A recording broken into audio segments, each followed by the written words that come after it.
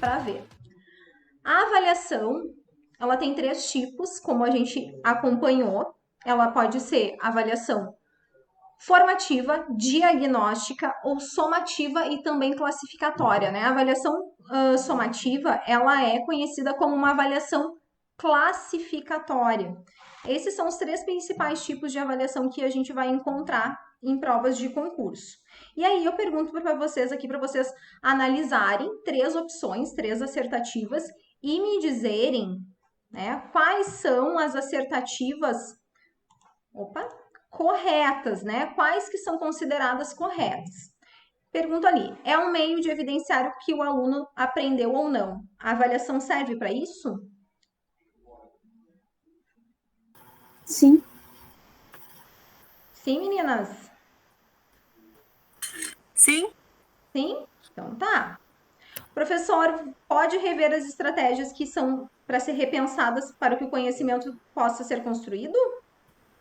Sim. Sim. Sim. Deixa eu voltar para minha tela. Ok. Deve ser somativa, levando em consideração aspectos quantitativos acima dos qualitativos. E tá assim, ó, na de vocês tá qualitativos acima dos quantitativos, mas de qualquer forma tá certo. A resposta vai estar certa ou vai estar errada, tá?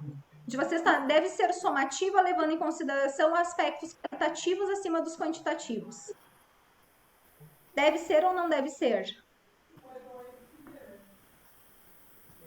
Tem que ser formativa, não? Essa é a minha pergunta.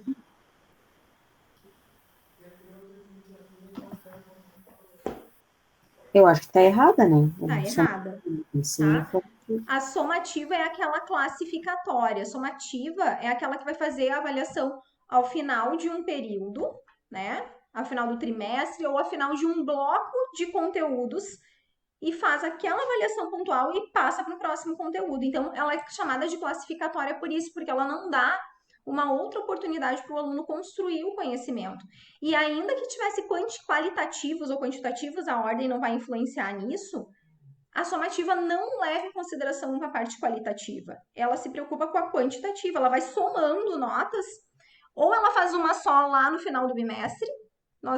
Muitas de nós aí passamos por isso, a Paty, eu, a Sônia, né? Eu tô falando de quem é lá perto da minha década ali de 80, nós passávamos por isso, a gente fazia avaliações pontuais. Tô certa ou tô errada, gurias?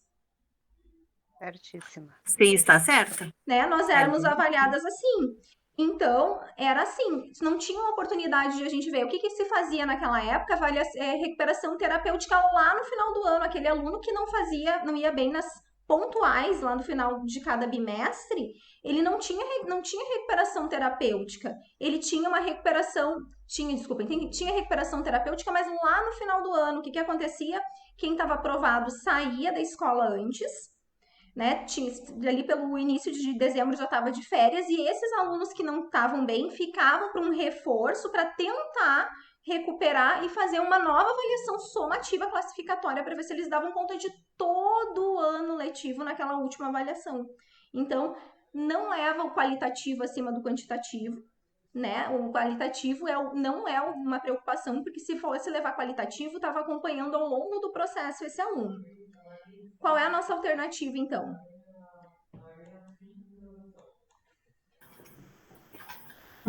C. C de casa. Qual é a avaliação que é no início do processo? Diagnóstica. A avaliação que... Essa tá certa, tá? E a avaliação que vai ocorrendo ao longo do processo, para que a gente possa... Essa aqui que diz ali, possibilita ao professor rever as estratégias. Como é que é o nome desta avaliação? Que vai ocorrendo ao longo do processo. É uma avaliação contínua. Formativa, não? Formativa, tá? Isso vocês precisam saber. Como é que é o nome da avaliação que a Jussara Hoffman acredita? Mediadora. Mediadora, muito bem. A mediadora, ela seria classificada em qual delas?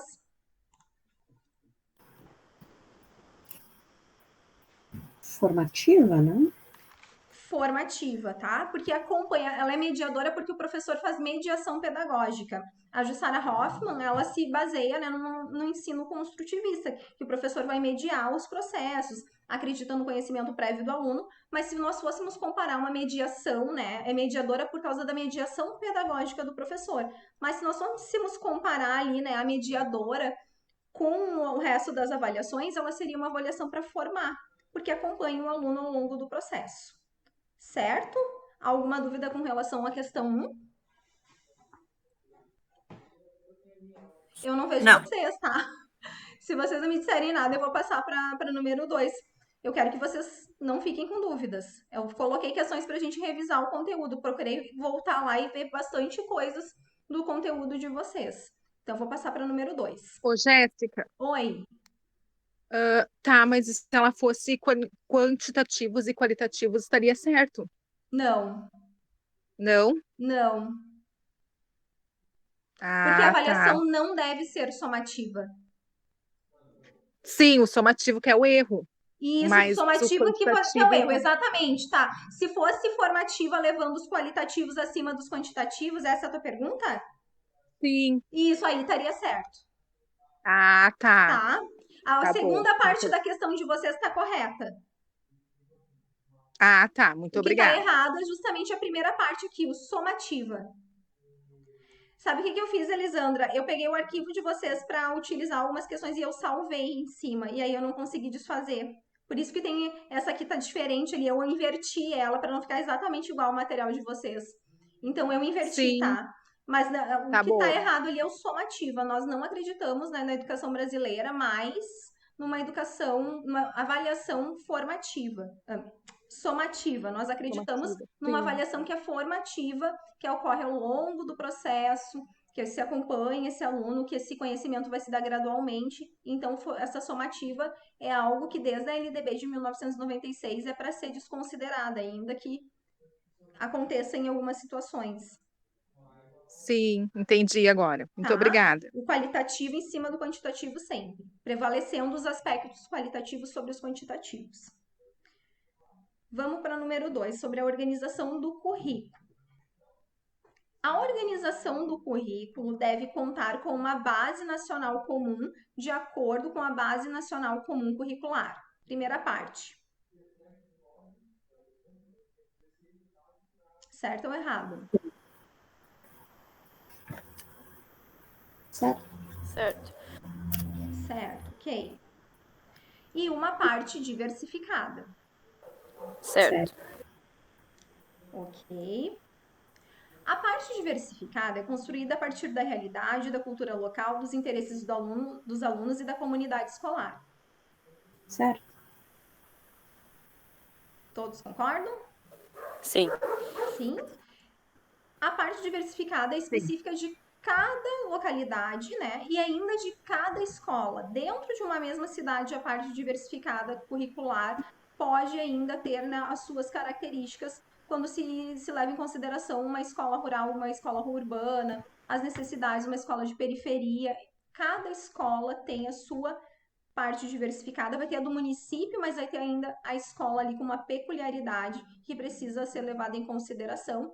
E se precisar alterar, vai ser alterada, porque a gente precisa dar conta das demandas daquela instituição. Tá certinho? Uma parte comum, uma base nacional comum, uma parte diversificada, e até as questões econômicas podem ser levadas em consideração quando a gente monta um currículo dentro da escola. Então, nós temos aqui todas as partes, né, corretas na letra A. Alguma dúvida? Não. Não. Não. Vamos para a metodologia por projetos. Qual a única exceção? Gera um alto grau de autoconsciência e de significatividade nos alunos com respeito à sua própria aprendizagem. Certo? Certo. Partirá das necessidades educacionais do aluno. Certo. O aluno será ator principal do seu processo de aprendizagem. Certo? Todas concordam? Sim. Sim? Os projetos deverão estar articulados com o PPP da mantenedora. Errado. PPP da escola, né? Exatamente. A gente precisa saber de quem são os documentos, né? De quem que é o PPP. O PPP é um projeto político-pedagógico e é um documento da escola, né? É um documento que vai nortear ali os processos da escola, que é feito junto com a comunidade escolar. Então, não é da mantenedora. E eles adoram colocar o documento para outra pessoa. Por exemplo, plano, né, plano de aula, que às vezes eles chamam de plano de ação, que é da mantenedora, que vem da União, que é de outro órgão da Secretaria de Educação. Então, todos esses documentos bem específicos são sempre da escola.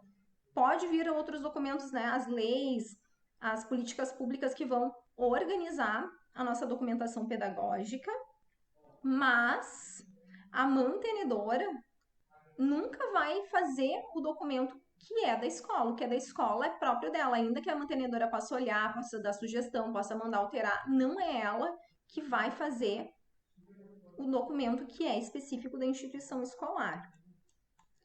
Envolve um aluno ao longo de todo o seu desenvolvimento, tendo em vista que costumam envolver pesquisa, problematização, investigação e resolução de problemas. Certo. Isso, gurias, vocês têm que saber, né? Essas principais características aí da metodologia de projetos, o que trabalha, que coloca esse aluno como centro, que é a primeira característica de escolha de um tema faz parte desse processo, que é para resolução de problemas, principalmente de problemas do contexto social, da realidade do aluno, que vai partir do interesse do aluno. É importante que vocês tenham claro quando a gente trata de projeto, né? Projeto como planejamento de aula. Alguma pergunta? Não. Posso passar para a próxima? Pode.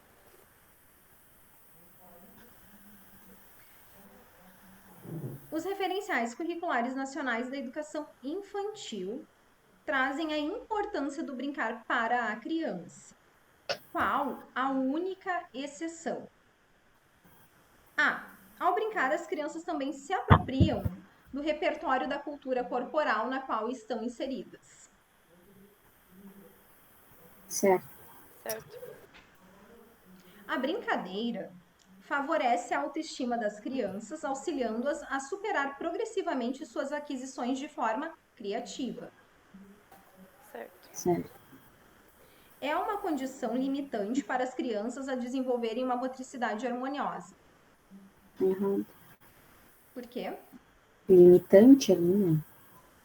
Exatamente, né? Bem pelo contrário. O brincar, ele deve permear todo o processo pedagógico, ainda mais quando se fala aqui, né, gurias que vão fazer educação infantil, a educação infantil.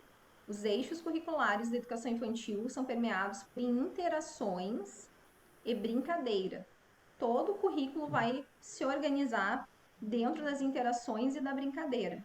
Então, nunca o brincar vai ser visto como algo maléfico para o desenvolvimento da criança, assim, benéfico, né? Devemos possibilitar a crianças diversas formas de brincar, incluindo o brincar livre e o dirigido. Certo. Faz parte, né, das brincadeiras, tanto livre quanto dirigido, por causa que elas trabalham situações diferentes, inclusive ali, né, no dirigido, para que as crianças tenham atenção, cumpram o combinado, e o livre para que elas tenham autonomia, confiança, criatividade, para que elas se tornem autônomas, para que elas consigam se impor perante o grupo, resolver conflitos. Tudo isso vai ser desenvolvido quando a criança está brincando. Então, letra C é a nossa exceção. Dúvidas? Não. Não? Tudo ok? Não. Tudo ok. Uma escola inclusiva deve ter algumas características. Considere as assertivas abaixo, marcando C para as corretas e E para as erradas. Gestão comprometida com a prática inclusiva. Certo. Certo. Os professores são capazes de fazer a inclusão dos alunos sozinhos. Errado. Errado. Mas a gente não consegue fazer. Não. Nem Não. com apoio, às vezes não consegue. Tem certeza? Hoje eu tava com um aluno que nem era meu, ele era meu lá no pré, mas ele tava incluindo ele lá na minha sala, porque ele queria ficar comigo, o que que eu ia fazer? Ele não é meu, mas ele queria ficar na minha sala, eu fiquei com ele. Nessa parte, né? Ele tava lá comigo, ele ficou calmo comigo, deixa ele na minha sala, não. Contribui Foi com a uma exceção. evolução. Hã? Foi uma exceção. Não, né? Coitado, ele tava lá, o pobre do professor de artes tava assim, que não sabia o que fazer, porque ele queria a mãe, ele tem os rompões. Daí eu disse, vem cá, vem com a prof, vamos com a prof. Daí ele me deu a mão e disse, professor, deixa que ele fica lá comigo. Dei um brinquedo que eu tinha lá pra eu trabalhar a fração pra semana que vem, e ele ficou entretido, ficou uma hora lá comigo, bem faceiro, né? Mas ele era meu, então eu sei como lidar. Contribui com a evolução das pessoas, além do desenvolvimento de habilidades. Certo. Certo.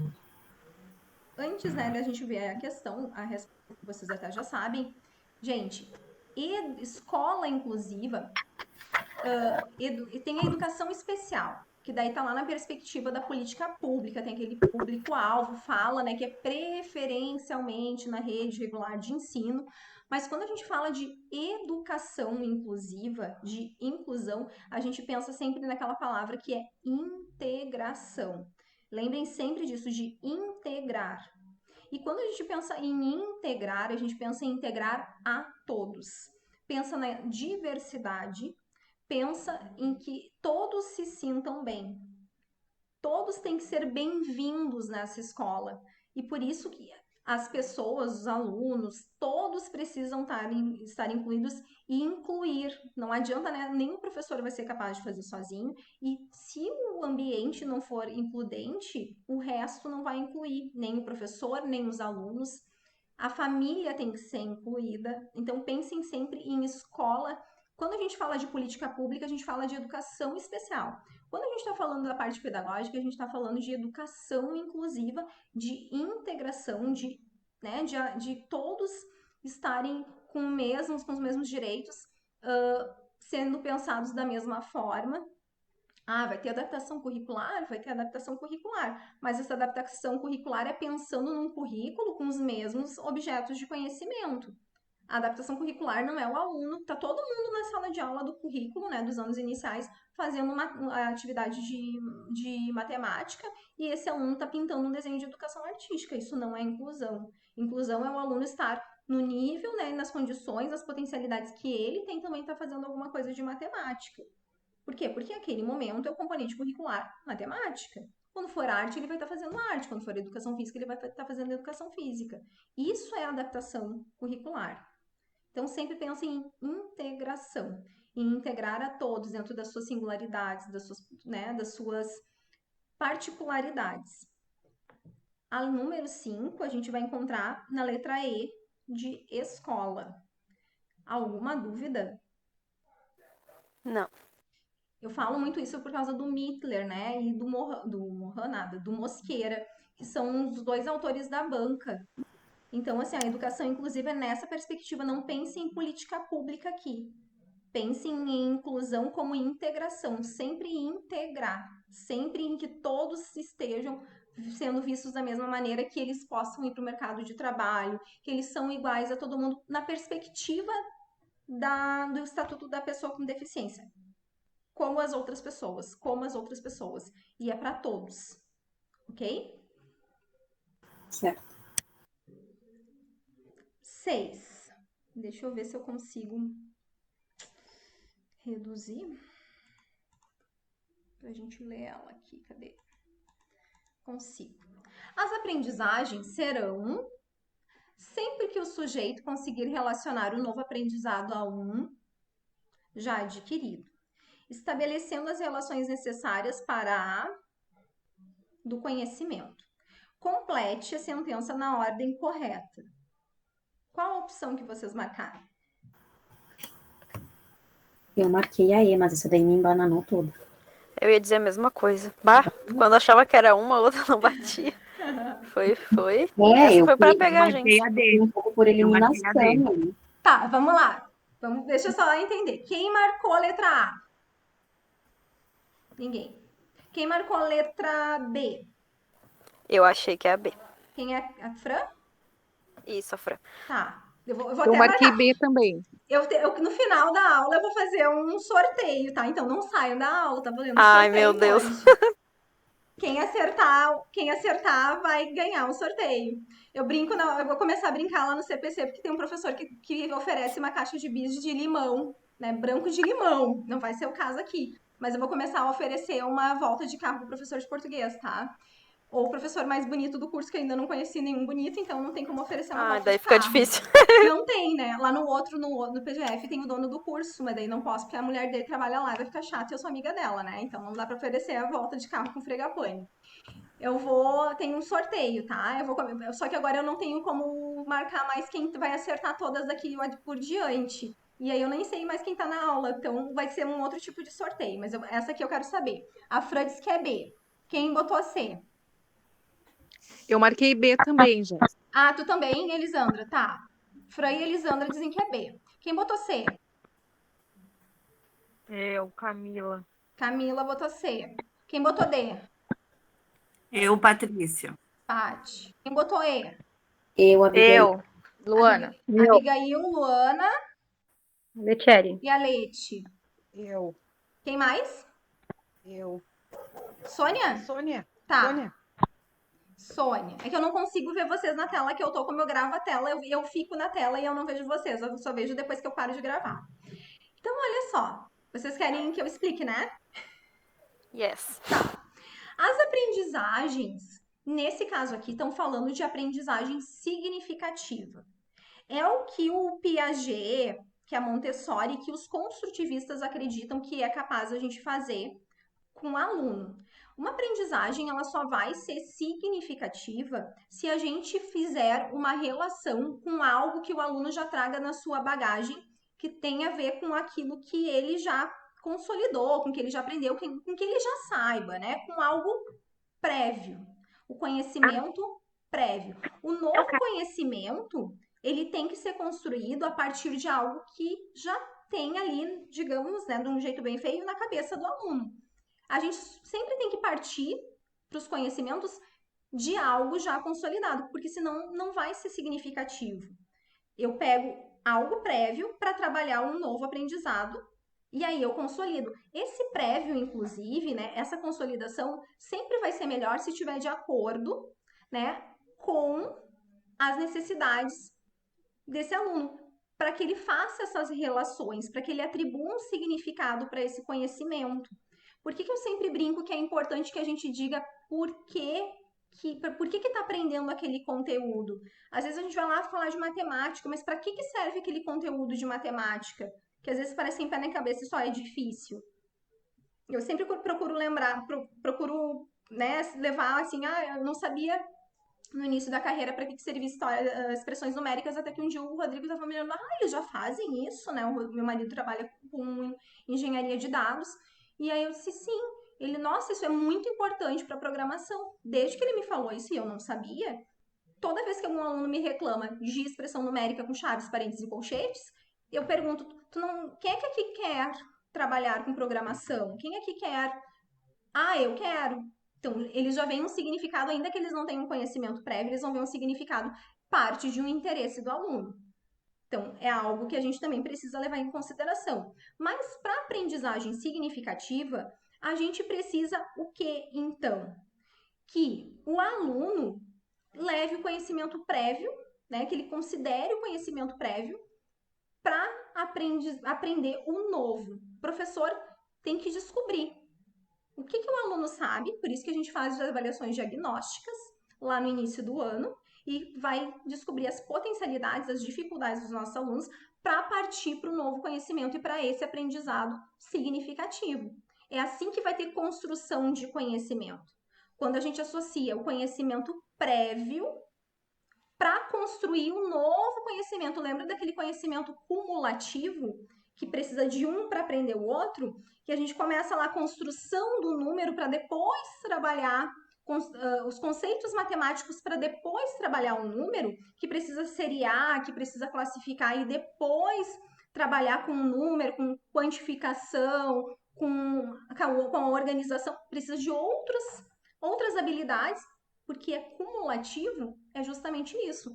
É usar o prévio para tornar o novo aprendizado significativo. Esse novo aprendizado significativo, ele é o prévio do próximo. E assim sucessivamente. Eu nunca vou começar pela divisão. Por que a gente começa da adição, subtração, multiplicação? Às vezes a gente até fala de conceitos de divisão ali, mas o cálculo em si. A gente não começa com cálculo de divisão. É um processo cumulativo. Porque é um processo gradativo e precisa de conhecimentos prévios. Vai lá para a história. Na história tem uma lógica para a gente trabalhar com esses alunos. Eles precisam entender a identidade deles primeiro. Como é que eles vão entender o mundo se eles não conhecem nem a identidade deles, a pessoa deles? Tem que construir o eu, né? Tem lá na educação infantil o eu, o outro e o nós.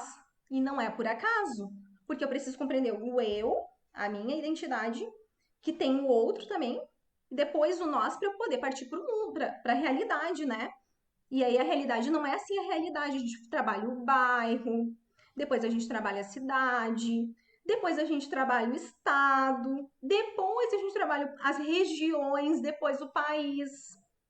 Até faz um movimento contrário, começando do planeta para chegar no país, mas aí eu gosto muito de trabalhar com as caixas, de trazer um monte de caixa e trazendo. A caixa maior é o planeta, depois tira lá o continente, uma parte, né, os continentes, e vai desmembrando para a criança chegar lá no pequenininho que é a cidade que ele mora. Mas a gente precisa de conhecimento prévio. Ficou claro? Sim. Sim mesmo? Sim. Podemos mudar de Eu ia dizer resposta com essa explicação? Agora a gente pode mudar. Já sabemos a qual é. Qual é a resposta? Eu acho que é a letra B. B. Todo mundo concorda? Sim. Elisandra e Fran, se tivesse valendo, né? Vocês teriam ganho aí, vocês iam ter que Ia dizer ganhar para uma, o ia ímpar. ganhar uma voltinha. Ia ganhar uma volta de Uma carro com o voltinha, professor de aham. português. Aham. Ou É a beijo de letra- limão lá que ninguém quer. Não, tem uma guria de Santa Maria que queria na última aula. Queria mesmo. Queria, ela errou uma. Eu ia mandar mesmo, eu ia tentar achar um bis, alguma coisa pra mandar, porque uma amiga em Santa Maria ia dar um jeito de entregar pra ela, mas ela errou uma. Mas é a letra B, tá, gurias? Brincadeiras à parte, a letra B. Eu quero que fique claro isso, né? A construção aprendizagem significativa tá lá na base. Só uma coisa à parte, eu não sei se vocês viram, e até vou comentar aqui que eu não tive tempo de colocar lá. Lá no meu Instagram hoje, tava falando sobre currículo. Deixa eu só ler a questão, porque eu já não me lembro mais, né? E eu botei num quiz, talvez vocês tenham respondido, sobre os princípios e fundamentos do currículo na LDB. O currículo, em nenhum momento na LDB, diz que ele é crítico e progressista. Ainda que o nosso currículo tenha ali uma formação de cidadão, ele não se posiciona em nenhum momento com essa tendência pedagógica. E outra, ele traz um pouco de cada coisa. A aprendizagem significativa é construtivista, tá? A aprendizagem significativa é lá de cunho construtivista. E aí nós temos formação cidadã que não é construtivista. O nosso currículo não tem uma posição de tendência pedagógica, tá? Ele não tem algo, ele tá mais para um histórico crítico, se a gente fosse se posicionar, porque leva em consideração objetos de conhecimento, aí leva formação crítica. Lá no histórico crítica tem um passo a passo que faz essa relevância aí de construção com aprendizado, mas não, né? Eles falam de aprendizagem significativa, mas a aprendizagem significativa é de Alzubel, né? Tem um cara lá da aprendizagem significativa, até a Fran uma vez me mandou uma pergunta. Esse cara, ele não é progressista. Então, lá no currículo da educação brasileira tem uma mistura. E eu sempre comento, né? Se a pessoa se diz construtivista, assume eu sou construtivista, enche a boca para dizer que não é o meu caso, ela não pode ser progressista. Ela não pode ser crítica. Porque construtivismo é não crítico. Piaget, Montessori, eles viam o aluno desse jeito, que precisava conectar o conhecimento, ver a realidade, né? Dar um significado. Mas eles não são críticos. Eles não queriam mudar a realidade. Eu não posso falar muito mais, porque eu acho que tem uma questão aí. Mas eles não são críticos. Então, se a pessoa é construtivista, ela não é progressista. né? Eu não tenho uma posição de, eu gosto muito do Paulo Freire, mas não é tudo de Paulo Freire que funciona na sala de aula, infelizmente. O método dele não era para a escola. O método dele era com adultos na educação popular. Funciona muito com pesquisa, né? As pesquisas que eu fiz funciona muito, muito, muito com adultos. Funcionou uma boa parte na EJA. Mas na sala de aula com crianças não é sempre que funciona. Por causa da maturidade. A criança precisa de outras coisas. E aí vocês vão ficar brava comigo. Mas o Skinner funciona em sala de aula. Estímulo-resposta, pode ficar brava comigo, funciona. Não é punição, né? Não acho que é assim. Mas tem coisas que no estímulo positivo vem a resposta do aluno. No sentar, a motivação, da confiança, da autoconfiança, desse estímulo positivo, dá mais resultado às vezes que o Paulo Freire. Né? Essa é a minha coisa, vai ficar gravado aí, né? Vocês vão poder usar contra mim, mas é bem isso. Porque Paulo Freire tem um método que é de educação popular, um método para utilizar com adultos. Não é um método para a escola, ainda que ele tenha sido depois secretário de educação, não era para a escola. E as pessoas distorcem todo o método, falam mal do cara, porque distorcem o que ele disse. Né? Eu fico furiosa aqui em casa, o meu marido odeia o Paulo Freire. E aí a gente tem peleias porque o cara não, né, ele traz uma coisa que não é o que é verdade. Certo? Entendido, desculpem, né? Mas é importante que vocês, quando forem, né, ano que vem, estarem em sala de aula, se vocês forem me dizer que vocês são construtivistas, quando vocês forem minhas colegas, vocês vão estar dizendo que vocês são não críticas. E eu acredito que todas vocês sejam críticas em relação à formação cidadã. Então, vocês são um pouquinho de cada coisa. Por isso que eu não assumo uma linha pedagógica, né? Uma concepção pedagógica. Porque eu não tenho... Eu sou construtivista em algumas coisas, sou crítica em algumas coisas, mas eu não tenho uma posição só. Então, eu não posso dizer que eu tenho uma tendência pedagógica só. E aí, se vocês forem minhas colegas e disserem que são construtivistas, eu não vou deixar vocês formarem cidadão na sala de aula. Eu vou ficar brava com vocês, que vocês estão formando os alunos críticos. Certo? Certo. Ai de vocês que me digam que são construtivistas e fiquem lá formando cidadão crítico, botando as crianças para pensar. Acho que vocês não entenderam o que eu falei, mas tudo bem. Na organização do trabalho docente, é necessário que seja previsto, com exceção, o tempo dentro e fora da escola para o planejamento, correção das atividades, construção de recursos pedagógicos. Certo. Certo? A organização do tempo é importante para que se dê conta de todas as demandas, entre elas a revisão de suas práticas pedagógicas. Certo. A organização do trabalho docente deve prever o tempo pedagógico, que é aquele em que se aplicam as atividades, projetos e estratégias pensadas para atingir os objetivos de aprendizagem, as explicações, as intervenções e mediações necessárias para a construção de aprendizagens, as coerções disciplinares para que o ambiente da sala de aula seja propício para o aprendizado. Certo. Todo mundo concorda? Sim. O que é coerção?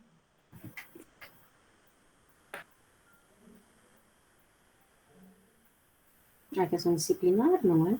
Tá, mas o que é coerção? Eu sei, mas não sei explicar. É uma coisa boa? Sim, é uma coisa boa. Que você não... Não é, tá? Não é uma coisa boa. O termo coerção é como se fosse uma punição disciplinar. O que acontece? O autor da banca traz isso como certo. Tá? Eu tô usando o que a banca tá utilizando. Eu, se não tivesse lido o autor da banca e tivesse essa questão, eu ia pedir uma anulação, porque coerção é punição. Procurei no dicionário depois. Quando eu li coerção, me doeu até. Isso foi antes, tá? Não é de agora isso. Mas a coerção me dói, porque é como se fosse um ensino tradicional. Mas, é um pouco estranho o termo, assim, mas... não, ele é duro, entendeu? É uma coisa assim. Mas é o autor que a banca tá usando, tá? Então... Qual é o autor, Jéssica? O Zabala traz algumas coisas Zabala, sobre essas coerções. Ele fala tão bonito da parte do construtivismo, assim, ele traz umas coisas bem legais. É o ato de reprimir, repressão. No jurídico, é a força exercida pelo Estado para fazer valer o direito. É a coerção. Vocês entendem como é feia essa palavra? Uhum. Mas não é errada, tá? É tudo isso, essa coisa toda que tá escrita e tá certa. Ficou essa palavra, eu acho que, eu não sei, a pessoa não foi feliz aí na hora de colocar esse termo. Mas é isso, tá? Não, pra mim dói ler, mas tá certo, tá? Só pra gente estudar as palavras. Eu, quando li a primeira vez, chegou a me doer, mas é isso mesmo. A construção da aprendizagem é uma consequência da organização do trabalho docente. Assim, os professores são dispensáveis no processo de ensino e de aprendizagem dos alunos. Errado. É indispensável. Eu coloquei como errada também. Por quê? Professor dispensável, então... Mas será que a gente não é dispensável? Olha, se pudesse, nos dispensavam. Se pudessem, nos dispensavam, né? Mas não, nós somos indispensáveis e mais do que nunca a sociedade acho que deu uma acordada para isso. O professor precisa lidar com situações inesperadas e novas cotidianamente. Por isso, precisa compreender que na organização do seu planejamento deve haver flexibilidade. Certíssimo. Certíssimo. Então, a gente tem a letra D. Então, olha lá, planejamento. Flexível, ele tem que ter organização nessa questão de planejamento. Ele tem que ter organização, ele tem que prever o tempo pedagógico. O tempo pedagógico é tudo. Desde a entrada na sala de aula até a saída, tudo que acontece dentro da sala de aula é tempo pedagógico. A correção, o planejamento, as coerções, que não seriam coerções, as intervenções ali disciplinares, seria muito melhor, né? Intervenções, mediações, são palavras que seriam muito mais bonitas para a gente utilizar. Mas o autor utiliza isso e tá tudo bem, tá tudo certo. Quem somos nós? Eu não sou ninguém. E o planejamento tem que ser flexível, ele precisa ser coerente com a proposta pedagógica da escola, ele precisa ser coerente com a realidade, ele precisa ser coerente com as necessidades, né, dos alunos, mas ele precisa ser organizado, estruturado, ele precisa contribuir para que a gente saiba ali os materiais, para a gente não gastar material de mais nem de menos, então para ter um controle da quantidade de materiais, de estratégias, porém ele é flexível, ainda que venha uma estrutura, uma organização, ele tem que ser flexível sempre. Isso é uma característica que vocês também não podem deixar de lembrar na hora da prova. Vai ter organização, mas ele é flexível, né? Ele não é engessado. Sempre tem que estar aberto, ainda que ele tenha que ter uma organização, uma previsibilidade de materiais e de tempo, ele precisa ser flexível. Ok? Alguma dúvida sobre planejamento? Vou passar para 8, né? Vocês não dizerem, eu vou passar. 8. Leia e faça as relações adequadas nos que se refere à organização das disciplinas. Interdisciplinaridade 1, transdisciplinaridade 2 e multidisciplinaridade 3. É a mais tradicional. Os conteúdos escolares são apresentados por matérias independentemente umas das outras. Interdisciplinar. Interdisciplinar, não é? Tá. A amiga, eu acho que é Todo mundo concorda? Sim. Sim. Interdisciplinar é a mais tradicional. Os conteúdos escolares são apresentados por matérias independentes umas das outras? Não. Umas depende da outra.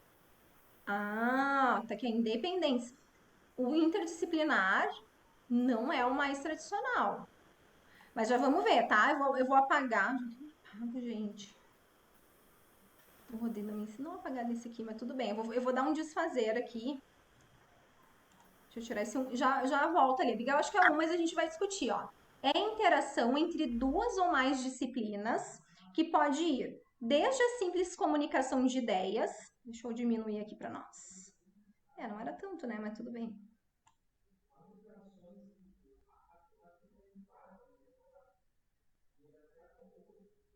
Aqui.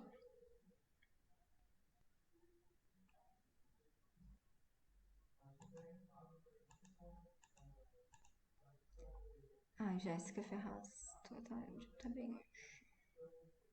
Aqui. É a interação de duas ou mais disciplinas. Pode ir desde a simples comunicação de ideias até a integração recíproca dos conceitos fundamentais, da teoria do conhecimento, da metodologia e dos dados da pesquisa. Para mim, essa é a interdisciplinaridade. Ah, não era para responder agora? Desculpa. Não, pode, claro que pode. Vocês podem responder sempre. Duas ou mais disciplinas, tá? Quem falou? Sônia? É Letieri. Leti. Duas ou mais disciplinas, tá?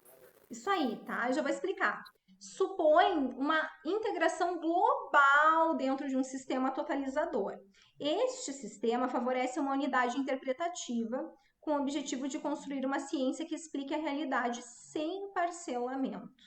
Nesta concepção, pode-se situar o papel das áreas na educação infantil ou nas séries iniciais do ensino fundamental, onde uma aproximação global de caráter psicopedagógico determina certas relações de conteúdos com pretensões integradoras.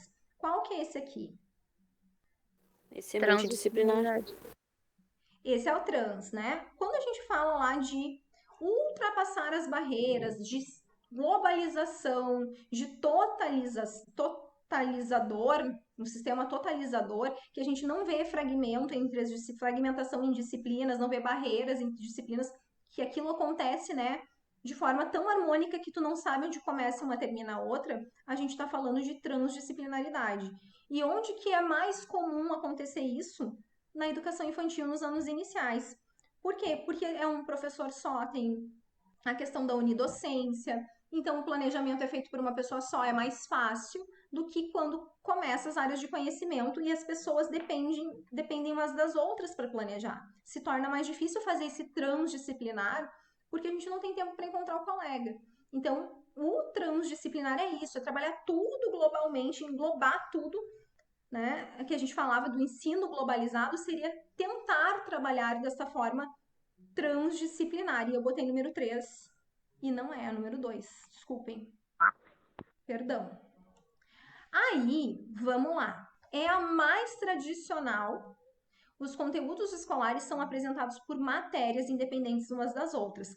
É quando eu fragmento em disciplina, quando tem muitas disciplinas dentro do meu currículo e ela se mantém assim no trabalho. Vai entrar lá o cara de língua portuguesa, né, o professor, e ele vai dar português, fecha a porta, entra de matemática, vai dar matemática, sai a professora de matemática, entra o professor de ciências, dá ciências e não tem conexão nenhuma. É bem aquilo, pega o caderno, tava falando lá em português de guerra, fecha o caderno, entra a professora de ciências, vai falar lá de natureza, de beleza. Fecha o caderno, entra o professor de matemática, vai estar falando de números da população do Rio de Janeiro. Fecha o caderno, entra a professora de arte, vai estar falando de outra coisa completamente diferente. É cada um na sua. Isso é um multidisciplinar e é o mais tradicional de todos. Pensa sempre no multidisciplinar como aquilo que a maioria de nós viveu na sua vida. Acredito que ainda a gente tenha a multidisciplinaridade na maioria das escolas, né? Tirando o CAT, ainda a maioria das escolas né, façam trabalho multidisciplinar. Tem alguns professores que já conseguem integrar conteúdos na área, que tem afinidade com o colega e tal, mas, infelizmente, por falta de tempo de planejamento, a maioria ainda trabalha de forma multidisciplinar, em muitas disciplinas. Ficou claro o que é o multidisciplinar? Agora sim. Conseguiu ouvir, Gaiu? Não consegui, sim. É que eu não assisti a aula, né? Então. Tá. E aí. Tá, mas ficou claro, é isso que eu quero saber. Agora sim. Tá. O interdisciplinar é quando duas ou mais disciplinas vão trabalhar juntas. Pode ser simplesmente uma mesma temática. Português e ciências vão trabalhar sobre o meio ambiente. A professora e a outra professora vão sentar juntos, né? Eu de ciência, a professora de língua portuguesa, sentamos juntas para combinar que nós vamos falar de meio ambiente e já combinamos, assim, para não ficar aquela coisa de ruptura. Um entra, o outro sai, a gente dá aula no mesmo dia, então vai ficar bem bacana, vai casar tudo. E aí eu peço para ela, então, lá em ciências eu vou estar trabalhando biomas, não sei, então eu peço para ela trabalhar características, para ela produzir textos, para eu poder também avaliar junto com ela, para ver se eles estão entendendo a minha matéria. A gente está trabalhando matemática juntos. Pode ser mais disciplinas. E aí também desenvolver matemática, pode ser um conhecimento, desenvolver uma metodologia em si, os projetos pedagógicos, às vezes as disciplinas conseguem trabalhar com matemática da escola, de um projeto, e aí fica aquele tema rodando em várias, né, com várias áreas do conhecimento, e é uma forma de trabalhar interdisciplinar, é bem legal quando isso acontece, porque é uma forma de integrar, né, é uma forma de fragmentar menos, porque qual é a grande crítica hoje? Que nós somos, e já sabemos que somos multidimensionais, nós não pensamos por caixas, e aí ainda se ensina nessa forma fragmentada. Não é uma culpa do professor, é uma culpa do sistema. Tem lugares que tem tempo de planejamento, tem, tipo, Gravataí, a área tem 2 dias, mas esse planejamento não é na escola, então como tá em casa, os professores acabam não fazendo juntos. O CAT, a maioria dos lugares tem planejamento fora da escola, e aí, claro, vai do professor e do seu tipo de trabalho. Com a pandemia ficou meio complicado fazer projeto, então vai muito de cada um. Mas é isso. Ficou claro as explicações de inter, trans e multi? Sim. Sim? Então a gente encontra a nossa resposta da número 8 na letra D de dado. De Deus. De Deus, isso, de Deus. Segura na mão de Deus e vai. É. Vamos para número 9. Por isso, vocês me avisem quando tiver o aviso aí para vocês, porque eu não vejo, tá? Quando chegar nos 5 minutos, vocês me avisem pra gente gerar um link novo. 9. Sobre o documento organizador e norteador das instituições escolares, é possível afirmar que ele apresenta alguns passos na sua construção. Analise as assertivas a seguir. Qual é o documento? É o PPP, né? É o PPP. É o PPP que vai ter esses passos. E aí poderia trazer todos os marcos e perguntar para vocês qual é o documento, qual é a documentação pedagógica que faz parte daquele passo a passo. Poderia trazer um passo a passo lá de um planejamento, de um projeto, né, de um plano de aula e perguntar. Tem banca que faz isso. Nem vi que estava aqui o PPP, ó, a pessoa não prestou atenção, tá aqui embaixo. 1. No marco referencial, trazemos a situação da escola.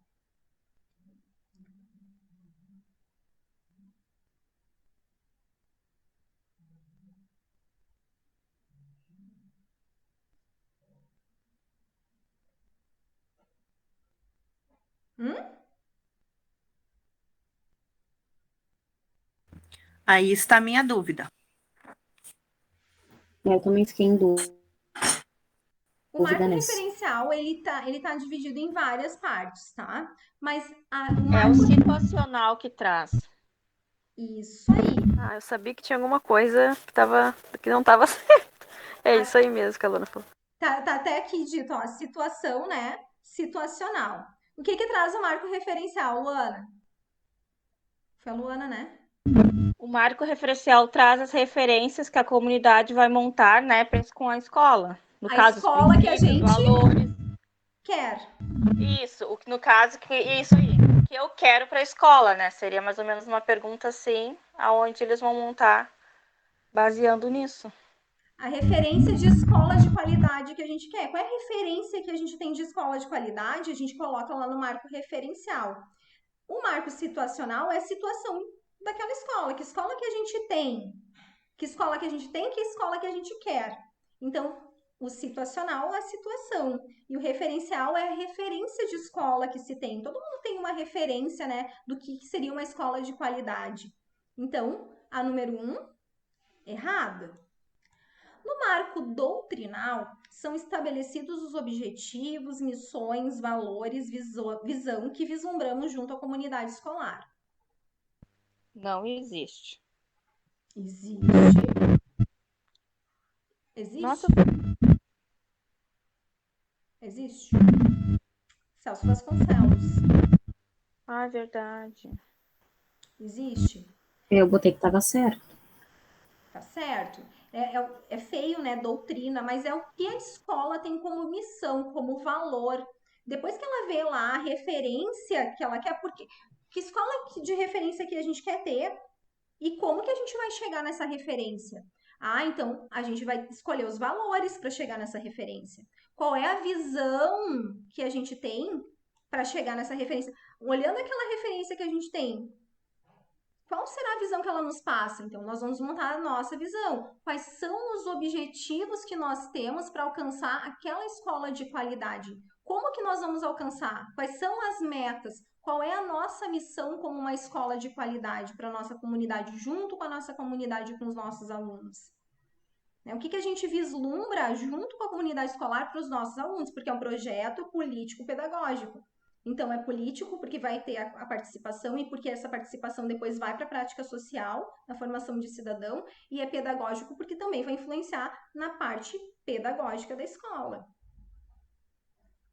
Ok? Sim? Não? Ok. Brias? Sim. Ok, sim. Marco diagnóstico se fala apenas da situação atual do estabelecimento.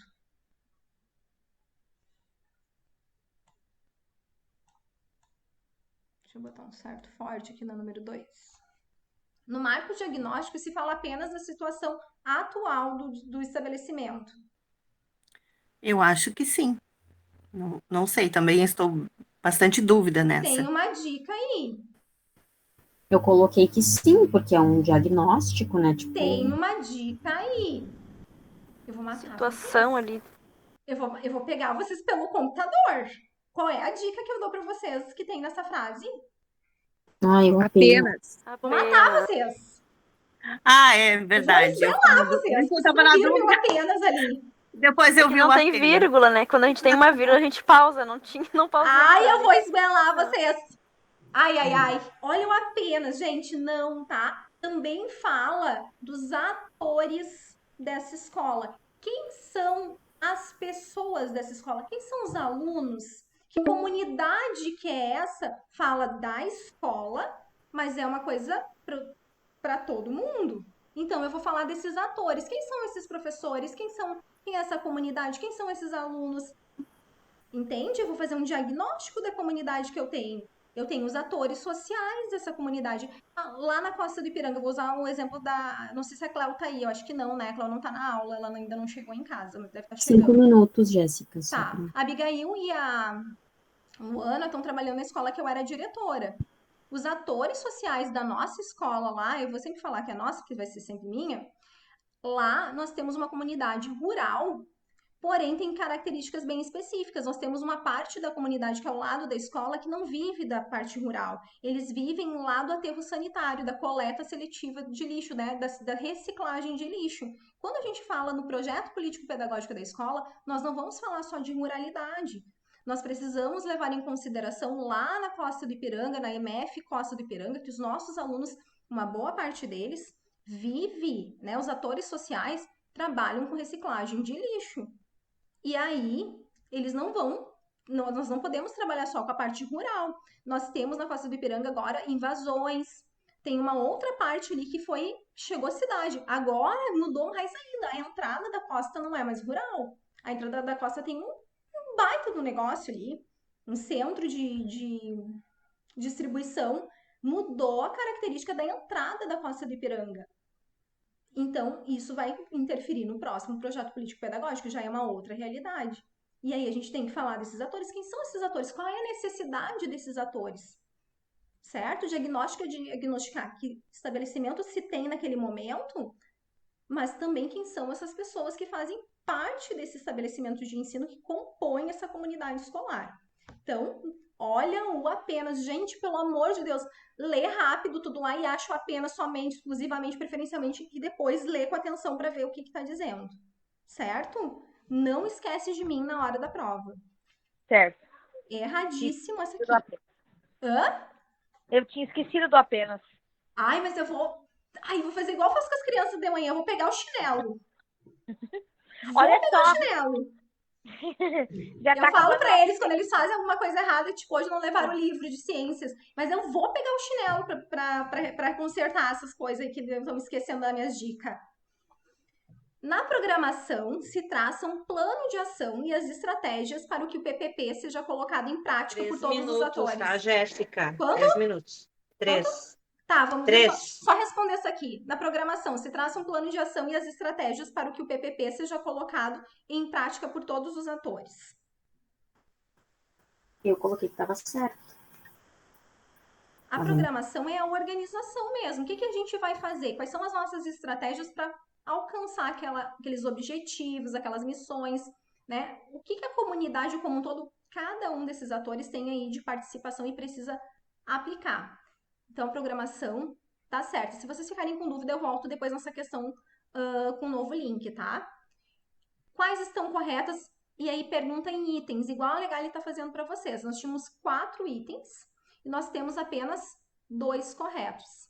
E a gente vai ficar com a letra B de bola. Tá gravando, vou compartilhar a tela. E a pessoa fez uma coisa errada? Não, não fez. Aqui, vamos lá então. Ficou claro, gente, o projeto político-pedagógico dos 3 marcos principais? Sim. Sim mesmo? Gente, vocês não me esqueçam do apenas, do somente. Quando tiver obrigatoriamente, exclusivamente, preferencialmente, leiam bem para ter certeza que é obrigatório, se é preferencialmente, né? Hoje tinha lá um especialmente numa questão do quiz. Então, leiam antes bem para ter certeza absoluta que é mesmo. Sobre alfabetização e letramento, é possível afirmar com exceção. Quem entrou aí e não tinha escutado eu falar, né? Não deixem de ficar até o final da aula que nós vamos fazer um sorteio, um vale bem legal, não é um vale ruim, né? Então fiquem aí até o final da aula que vai valer a pena. Vai valer a pena. Hã? Professora, eu cheguei atrasada. Depois tem como eu pegar as outras respostas? Tem, tá sendo gravado e vou colocar no final da aula. Ah, tá bom, obrigada. Tá? Sobre alfabetização e letramento, então qual é a exceção? Um indivíduo alfabetizado é necessariamente um indivíduo letrado. Errado. Por quê? Porque alfabetizar é reconhecer ali as letras, né? Não necessariamente tu tá interpretando o que tu... Todo mundo concorda? O que tu tá escrevendo ou o que tu tá lendo. Todas concordam? Não. Não? Vou ler as outras. Um alfabetizado é aquele indivíduo que sabe ler e escrever. Certo.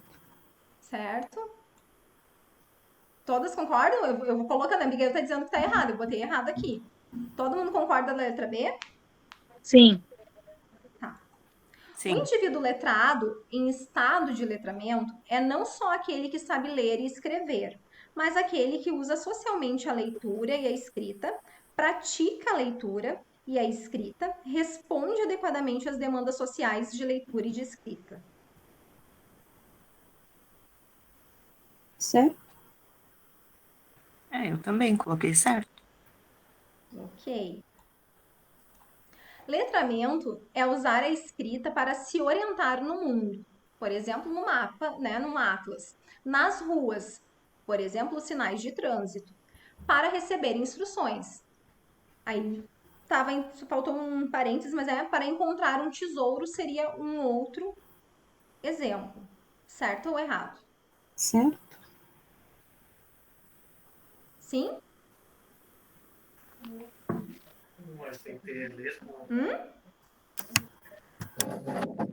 Sim, gurias? Nossa! Não me deixe só. Tenho medo do escuro. Eu tô achando aqui, ó, letramento é usar a leitura, né? Não seria escrita. Eu tô enganada. Letramento. Então vamos lá. Vou explicar a alfabetização e letramento. É uma coisa que eu gosto bastante. A alfabetização, né, é aquela pessoa. alfabetizado, tem aqueles alfabetizados funcionais, que a gente chama, né? Que ele escreve e que ele lê, mas ele não sabe o que ele está lendo. E as crianças, muitas vezes, elas estão alfabetizadas e elas não estão letradas. Elas já conseguem fazer as junções, já leem frases simples, muitas vezes, e elas não atribuem significado para aquilo. Elas já estão lá no alfabético, elas são alfabéticas, elas conseguem ler palavras, mas quando elas vão para uma frase, elas leem, e aí tu pergunta para a criança assim, o que tu leu? Aí ela vai te olhar e vai voltar para a frase. Deixa eu pegar um papel aqui que eu tenho em frase, deixa eu ver aqui nessa folha aqui das meus alunos. Vou ler uma frase aqui, claro que não seria uma coisa que a gente trabalharia com criança. Tá escrito, faça a prova real dos resultados. Gente, ótimo isso aqui. Os alunos do 5º ano, muitos dos meus alunos do 5º ano, eles não estão completamente letrados. Muitos deles vão ler esse enunciado e eles não vão entender o que tem para fazer. Tá escrito assim no exercício número 4 de uma folha de matemática que eu dei para eles, tá? Aqui tem uma folha de matemática de exercício. O exercício número 4 dizia assim: faça a prova real dos resultados encontrados dos cálculos acima. E eles vão ler, faça a prova real dos resultados encontrados dos cálculos acima. Sora, o que é para fazer no número 4? Lê fulano. Já li, Sora, o que é para fazer no número 4? Tá, mas o que está escrito lá? Daí ele vai ler de novo, eu vejo que ele está lendo. Sora, mas o que é para fazer? Não, lê para mim em voz alta. E aí ele vai lá, faça a prova real dos... Ele lê, mas ele não compreende o que ele lê. Um alfabetizado escreve e lê, mas não atribui significado, não sabe usar na prática social o hábito da leitura e da escrita.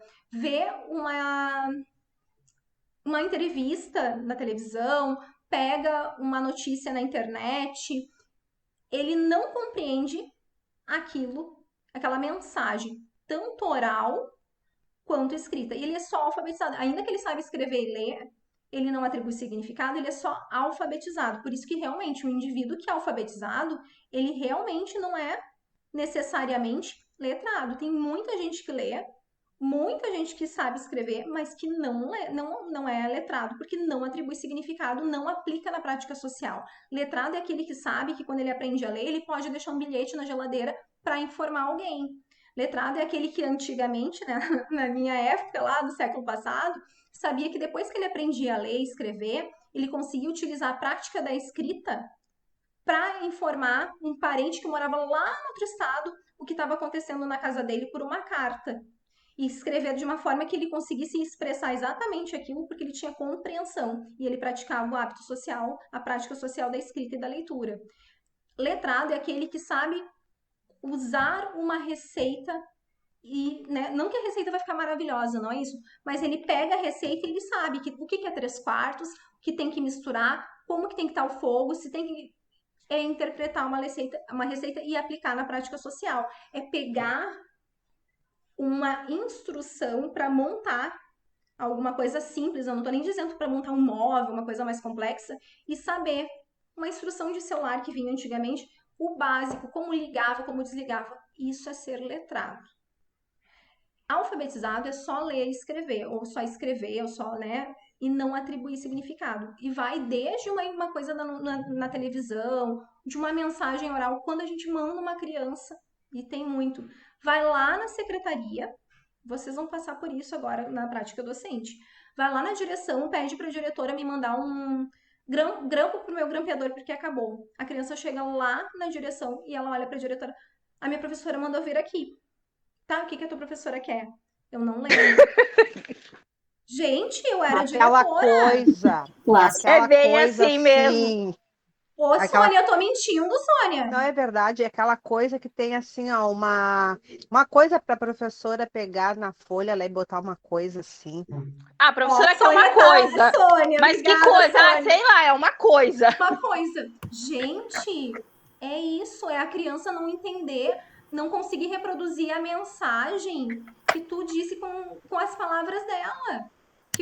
Que outras, né, já são letradas. Uma criança, inclusive, já pode já ter práticas sociais de leitura e escrita antes de entrar na escola. Ó, lembrem-se disso, pode ser questão de prova. Aquela criança que vive num ambiente letrado, ela já sabe das produções sociais da leitura e da escrita. Ela já vê o pai lendo um livro, mandando e-mail, a mãe anotando bilhete, anotando lista do supermercado, usando uma receita. Então, ela já vem de alguma forma. Jéssica, o nome da professora. Qual é o nome Não da sabe. professora? Qual é a Não série sabe. que tu estás? Ah, é Não lá sabe. naquela sala lá, ó. Os O pais nome já vão dizendo, a aluna tá na primeira série, mas é a série da 14. Não, da sala 14. Tá, mas quem é da sala 14? Tem que procurar, né? Exatamente. Os pais não. Bom, os pais eu tô querendo demais, né? Porque os pais saibam, daí, né? É uma coisa a mais. Mas eles não sabem, gurias. E isso é ser letrado.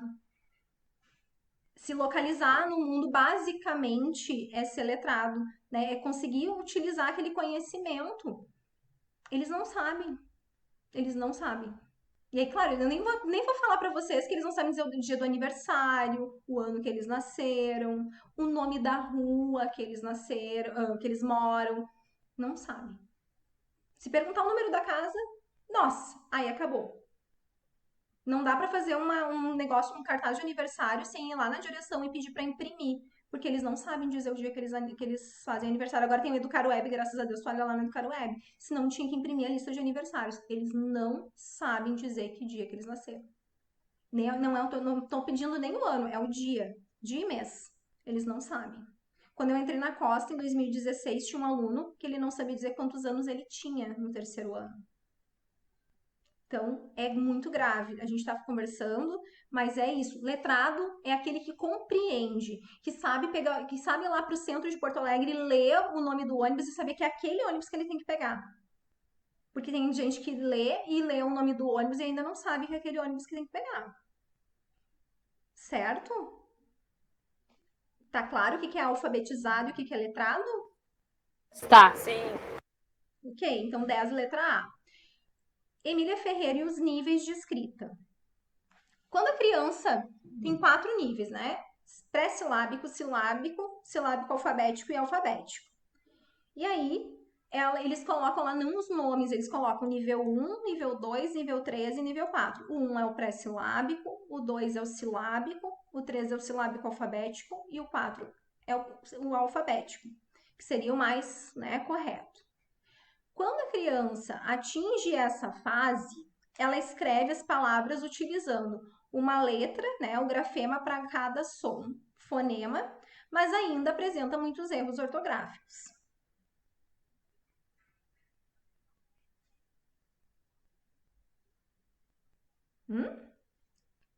Pai, eu não baixei o som do grilinho. Verdadeiro.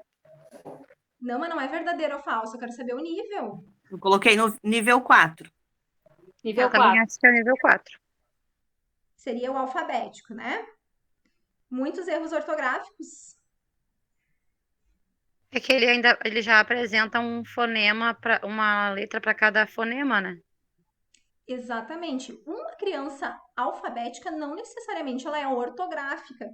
Tem alguns autores que depois que a Emília Ferreira trouxe os estudos dela da psicogênese e da língua escrita, que eles, né, não é ela, eles trazem um novo nível, que seria o 5, que não é pedido pela banca, que não existe, que é a coisa de outros, que seria o ortográfico, que seria quando a criança escreve ortograficamente corretamente, né, o correto. O que acontece? Eu acho que se vocês, quem olhou meu vídeo lá de níveis de escrita vai lembrar do cachorro. A criança vai poder escrever cachorro com um X e um R só e tá certo. Por quê? Porque o que precisa agora é refinamento de escrita, trabalhar as dificuldades ortográficas, nesse caso são dígrafos, e tá tudo bem. Porque a gente não está falando de ortografia, né? Nós estamos falando de alfabetização, de alfabético, de ter a relação lá de grafema e fonema. E tá ok. É nesse nível que as crianças passam a fazer relações mais profundas acerca da composição das sílabas, pois, em vez de representar uma letra para cada sílaba, percebem que é necessário juntar determinadas letras para se conseguir os sons que as sílabas representam. No nível 3. Todos concordam? Sim. Sim, exatamente. Então, aqui, ó, juntar determinadas letras para conseguir os sons que as sílabas representam. E aqui tá falando, né, que ela vai representar uma. Pois em vez de representar, eu queria tirar o silábico daqui, ele sai aqui desse silábico que antes, um nível antes, é só uma letra para cada sílaba. Então, ele sai disso e é o maior avanço, tá? A criança daqui, do silábico alfabético para cá, é muito rápido. O maior avanço que se tem quando ela passa do silábico para o silábico alfabético. É um maior avanço de construção de escrita, porque do silábico alfabético para o alfabético falta muito pouco. Mas do silábico para o silábico alfabético é uma construção bem grande da criança. Então, quando pergunta para você assim, a maior construção, o maior avanço no processo de escrita e leitura, sempre vai ser o silábico alfabético, porque passa de uma letra de cada sílaba, para cada sílaba, para já começar praticamente a escrever de forma alfabética. Ela vai suprimir ou acrescentar letras, mas quando tu olha a palavra ali, tu tem uma compreensão, tu consegue entender o que ela quis escrever. Ela ainda não compreende que o elefante, o T tem um som, ela vai fazer umas trocas específicas, o K do cachorro, vai usar a letra K, mas ela já vai fazer associações muito grandes e quando tu pega a palavra separada, só a palavra, né, a unidade, geralmente o professor já consegue, né, identificar o que a criança está querendo fazer. Uma coisa, né? Na palavra, a criança geralmente está no nível. Quando ela vai para a escrita de um texto, de uma frase, ela geralmente está um nível abaixo. Se ela é silábico alfabética na palavra, geralmente ela está no silábico numa frase. E ali eles sempre vão evoluindo, geralmente. Eles vão evoluindo aos poucos, né? Quando eles chegam no alfabético, na palavra, geralmente eles estão no texto, na frase e no silábico alfabético. Geralmente, tem crianças que são diferentes, mas a maioria segue esse padrão.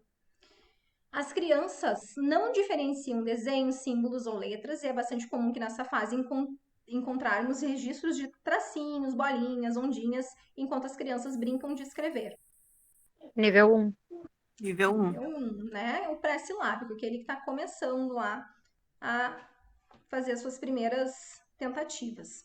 É possível de ser identificado quando percebemos que as crianças, ao fazerem a tentativa de leitura de uma determinada sequência de letras que escreveram, o fazem dividindo essas palavras em sílabas, independente dessas letras estarem relacionadas ao som de que fato produzem ou não, tanto na leitura quanto na escrita. Uma letra para cada sílaba. Pode ter valor sonoro, ou pode não ter valor sonoro. Então, esse aqui é um nível 2, que é o silábico, né? É a sílaba, se foca em pedaços, em fragmentos da palavra, fragmento por fragmento, geralmente. 4, 3, 1, 2. E a gente vai encontrar na letra E de escola. Com relação à educação e cidadania, qual a única opção certa? Aqui que tinha um erro, tá, gurias? Se não me engano. Não sei, agora tinha 2 As, eu acho. É, né? É. Era nessa aqui, né? É, tinha 2 As. Tenho quase certeza. Alguém tem como me confirmar aí? Não é nessa, é mais pra frente que tem 2A. Ah, tá. Eu fiquei na dúvida porque tá desformatado aqui. Com relação à educação e cidadania, qual a única opção certa? A ética são princípios e normas relativos à ciência ou à parte da filosofia que estuda esses princípios e normas buscando distinção entre o bem e o mal.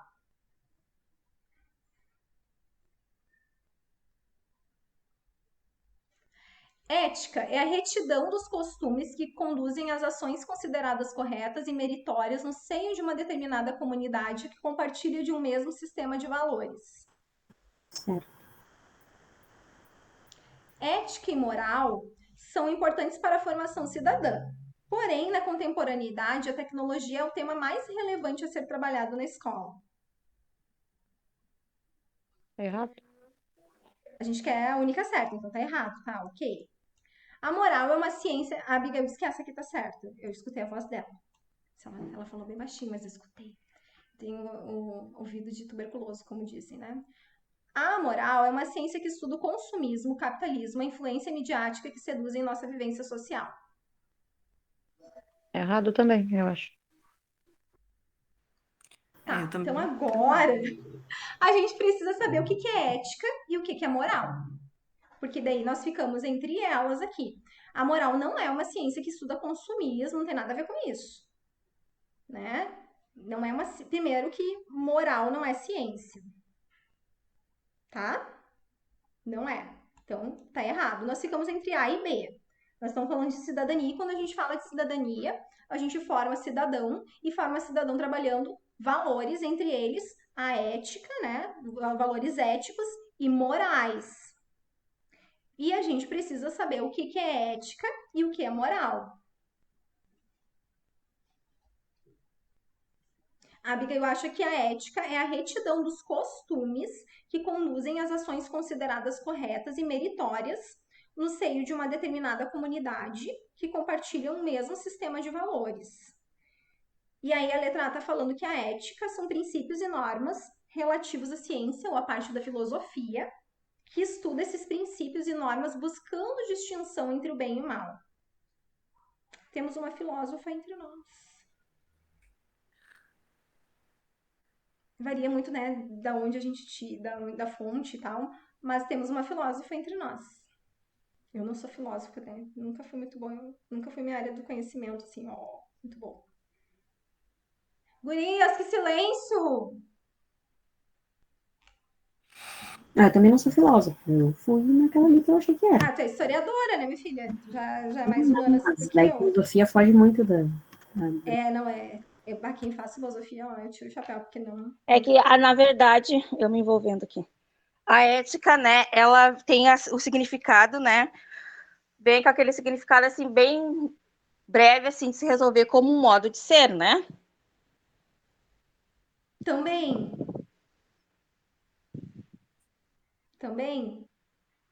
Mas é a moral.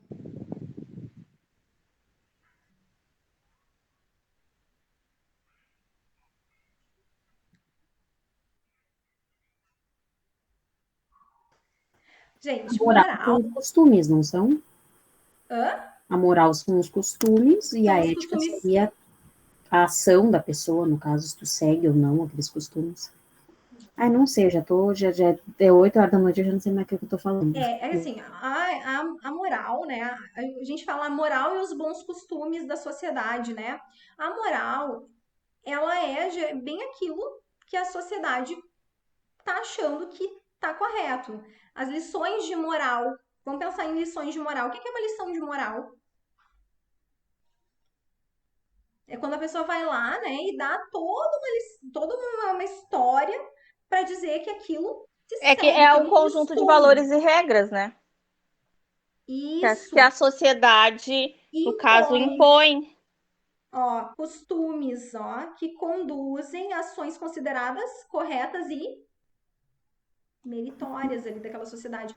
Tem um mérito ser daquele jeito, ter aquela moral, porque tem que ser assim. A sociedade está dizendo que tem que ser assim. Nem sempre tem, ou tem, né? Às vezes a gente vai questionar essa moral, mas tem uma moral, por quê? Porque a sociedade vigente passa isso de geração para geração como uma regra vigente, um costume que tem que ser seguido. Durante muito tempo, a mulher não podia fazer muitas coisas e era moralmente errado se ela fizesse, certo ou errado? Certo. Hoje nós conquistamos várias coisas que são moralmente corretas e já se tornou um costume, tá correto, né? Não perde mérito por estar fazendo aquilo. Tem os valores, tá no sistema de valores porque a mulher conquistou isso. Então não é ético, é moral.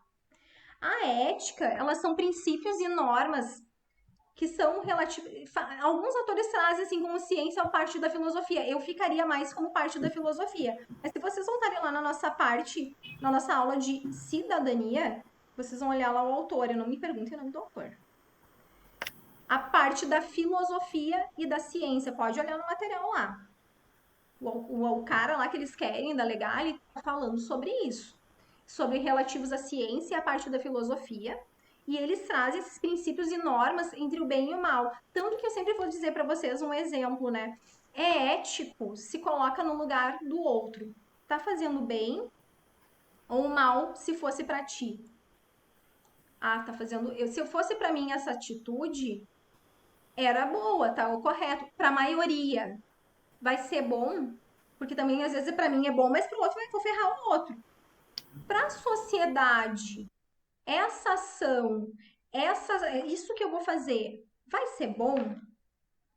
Eu ia gostar como um todo, né? Se eu tivesse sofrendo isso, né? Ou vivendo isso, eu ia. Então, é ético. Se eu for fazer algo para alguém, né, em algum lugar, e eu estivesse do lado inverso e fosse ferir princípios, conceitos, alguma coisa assim, eu tenho um sinal de alerta. Se para mim não vai ser bom, por que para o outro vai ser? Então, não é ético, não é moralmente correto eu fazer dentro dos meus princípios. Então, a gente sempre se coloca no outro, no lugar do outro, né? Naquela posição, quando a gente fala desses princípios que a gente vai estar ferindo ou não entre o bem e o mal dessas nossas posturas quando a gente fala de ética. É muito complicado falar de ética, por isso que é bem coisa da filosofia. E nós temos os princípios éticos, estéticos e políticos lá nos princípios da educação brasileira, né? E a ética tá lá. É algo que a gente precisa trabalhar com os nossos alunos.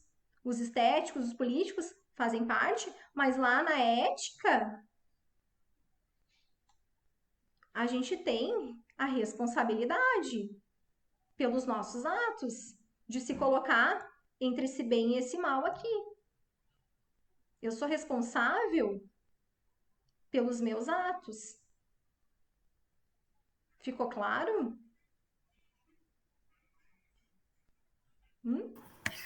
Uhum. Ah, sim. É que eu já tô cansada. Sim, Luana, ficou claro para ti? Para mim? É. Para mim, sim. Sim, e para as outras? É que vocês duas eram as duas que estavam falando mais, e para as outras ficou claro? Sim. Sim? Sim. Tá lá no material, volta. Não volta. Hoje você não vai falar mais nada, tá? Mas pensa sempre em costume como moral. É que, na verdade, né? É que, na verdade, assim, tem que pensar, mas tem que pensar de um modo mais superficial, assim. Se tu pensar de um modo mais, assim... Profundo, mais filosófico. Não é nada disso. Mais filosófico? Mas, não é nada disso. Então, tem que pensar numa coisa bem razoável. Quando tu pensa em ética e moral, qual é a primeira coisa que vem na tua cabeça? É aquilo que tu vai conseguir encaixar. Tem que pensar como a banca quer, né? Nesse caso, como a banca quer. É brabo isso, mas é. Vamos lá para o número 13. Nem sei quanto tempo a gente está já aqui. Sobre tendências liberais, é possível afirmar que 1. Não tem um compromisso de mudança social. Certo ou errado? Certo. Liberal é o mesmo que? Não crítico. Muito bem. Então, não crítico não quer mudar a sociedade. Visa uma educação que mantenha a sociedade do jeito que está. Certo. Mantém os padrões de classe, por isso que ela é liberal. Na tendência não diretiva, o aluno era visto como um sujeito passivo, que ao receber o conhecimento na escola iria adaptar-se à sociedade. Errado. Por quê? Porque a tradicional, não a não diretiva. Aqui, né, o passivo, dentro da não diretiva, que é da escola nova, ele não era visto como um sujeito passivo.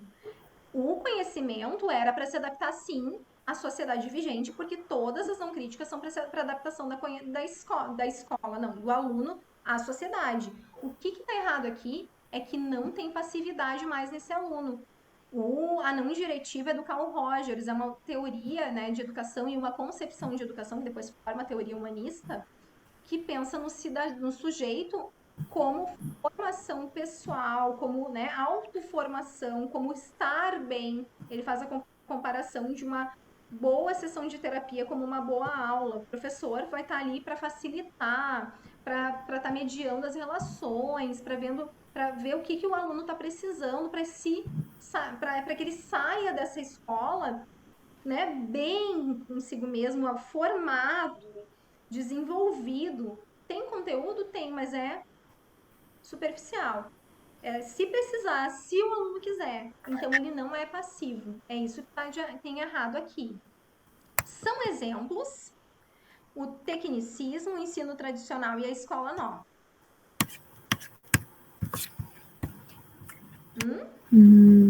Peraí. Das liberais. Ou não Certo, críticas. certo. Certo, gurias? Sim. Camila, tu tá aí?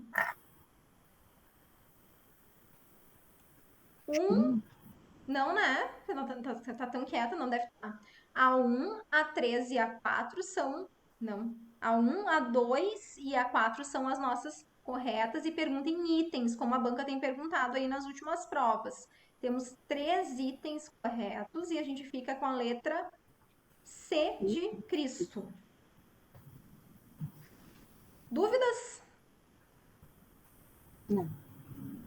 Lei e afirmação. A escola é um instrumento para adaptação dos sujeitos à sociedade capitalista, sendo o aluno uma tábula rasa, preenchido com os conhecimentos transmitidos como verdades absolutas pelo educador.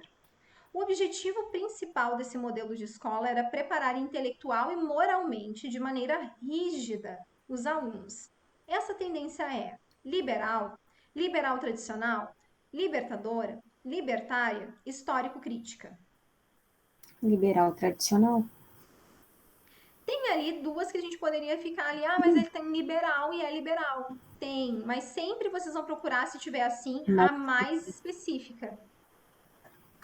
Certo? Sempre o mais específico. O liberal tá certo? Tá certo, mas tem uma que tá dando para vocês exatamente a classificação dessa tendência. Exatamente o que a tendência tradicional quer desse aluno. Então, letra B de bola. Dúvida? Gente, que coceira o nariz. Não, eu voltei e revirei meus cadernos até poder compreender, mas eu compreendi hoje. Compreendeu? Sim. Nessa tendência, o professor organiza o trabalho pedagógico ao mesmo tempo que dá condições aos alunos de aprender. Acredita que o aprendizado é construído pelo aluno através das relações com os outros colegas e da vivência grupal. A concepção de aprendizagem baseia-se no interacionismo construtivista. Qual é ela? Primeiro, antes de vocês me responderem, se está baseada no interacionismo construtivista, ela é crítica ou não crítica? Não crítica, né? Não crítica. Lembra que um construtivista não é progressista. Lembra aquilo que eu falei para vocês lá ali, né? Que eu estava comentando com vocês que eu não tenho uma posição, né? Eu gosto do progressismo, mas eu gosto do construtivismo, mas eu não tenho uma coisa só. Então, todas que forem críticas, vocês vão deixar de lado aí. A histórico-crítica é crítica ou não crítica? Crítica. Crítica, então a gente tira. A tendência liberal não diretiva, não direta, mas é diretiva, é crítica ou não crítica? Não crítica. Não crítica, então ela fica. Tendência tecnicista. Não crítica. Progressivista diretiva. Não crítica. E tradicional? Não crítica. Todas elas poderiam ser uma das nossas opções, mas só tem uma delas que é interacionista, né, do construtivismo, né, Piaget, Montessori. Qual delas que é baseada nesse construtivismo e que tá lá só porque tá adaptando o aluno para a sociedade? Não é que não tá adaptando, né, mas ela não quis se meter com a sociedade vigente. É a letra D? A letra D.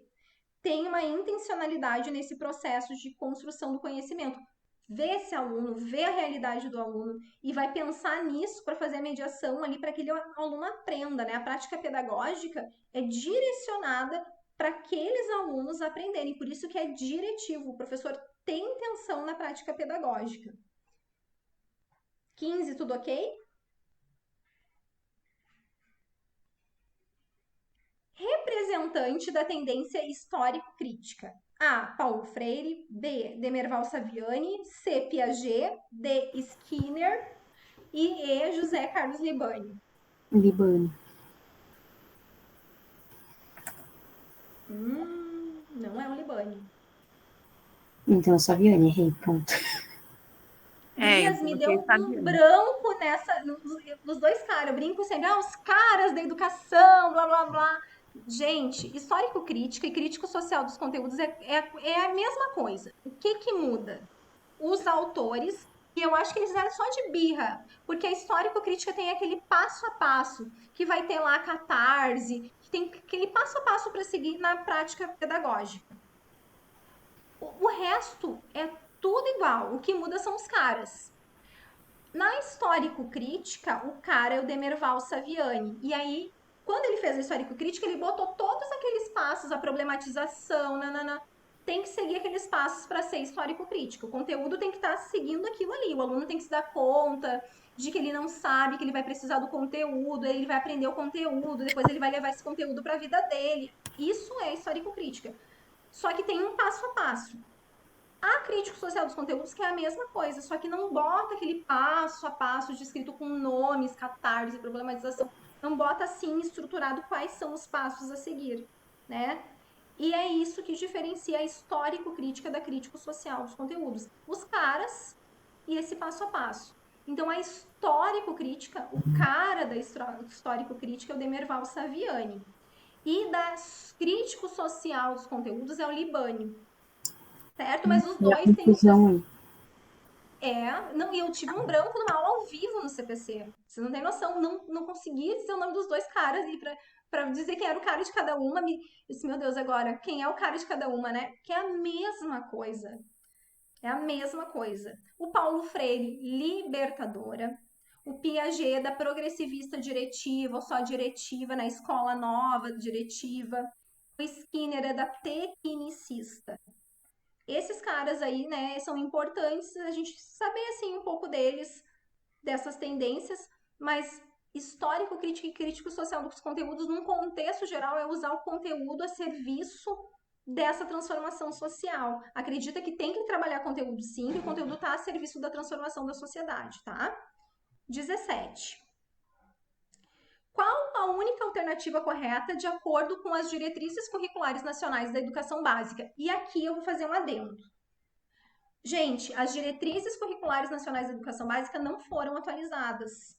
Então, a LDB sofreu uma alteração, mas as diretrizes ainda não. E lá na banca de vocês, o que a gente tem era uma bibliografia de diretrizes.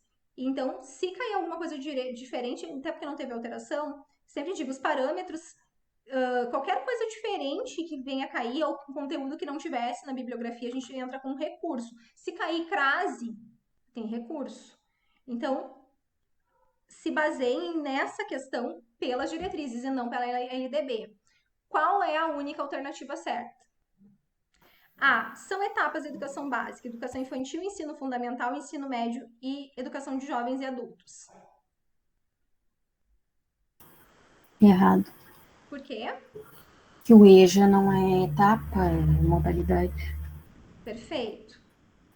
São modalidades de ensino da educação. EJA, educação especial, educação profissional e tecnológica, educação do campo, educação escolar indígena, educação à distância e educação escolar quilombola.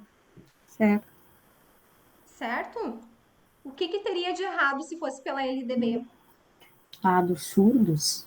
Educação escolar bilíngue. Tá? Que é dos surdos, a educação surda lá bilíngue, né? Que entrou na Lei de Diretrizes e Bases, mas não nas Diretrizes Curriculares Nacionais da Educação Básica. Esse documento não foi alterado. A LDB, sim. Se tivesse um adendo de diretrizes mais LDB, a gente precisaria colocar a educação bilíngue de surdos. Mas é só Diretrizes Curriculares Nacionais da Educação Básica. O que tem de errado na letra C? Está dizendo que é diversidade geral para o país, mas não... Se é diversificado, se é diversificado é uma coisa regional, né? Não é para o país todo igual, né? Muito bem. Transdisciplinaridade significa apenas que as disciplinas colaboram entre si. Apenas ali, né? Sempre e não é, e transdisciplinaridade é o quê? Não tem barreira disciplinar, né? É uma globalização. A gente não sabe onde começa uma e termina a outra. certo? É uma coisa global, é uma totalização, é como pensar no ensino globalizado. Por isso que é mais fácil fazer no CAT e na educação infantil. O acesso e a permanência na escola já são 2 fatores consolidados no país. Por isso, temos um padrão de qualidade e equidade. Piada. Hã? Piada. Não, né? O nosso calcanhar de Aquiles, o acesso ainda tá melhor, tá muito melhor por causa do Plano Nacional de Educação. Mas o nosso calcanhar de Aquiles é essa permanência aqui, que é a evasão, o fracasso escolar, né? O fato de a nossa avaliação ainda ser excludente, de não acontecer uma inclusão de verdade. Então, realmente, uma piada. Se falar de diretriz, não tem educação bilíngue de surdos. Se falar de LDB, tem educação bilíngue de surdos. Certo? Não esqueçam disso quando a gente fala de modalidade em LDB e diretrizes nacionais curriculares da educação básica. São 2 coisas diferentes. 18. É dever do Estado garantir a oferta de educação infantil pública, gratuita e de qualidade, sem requisito de seleção.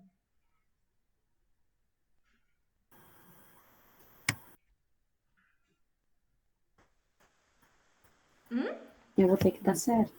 Eu também.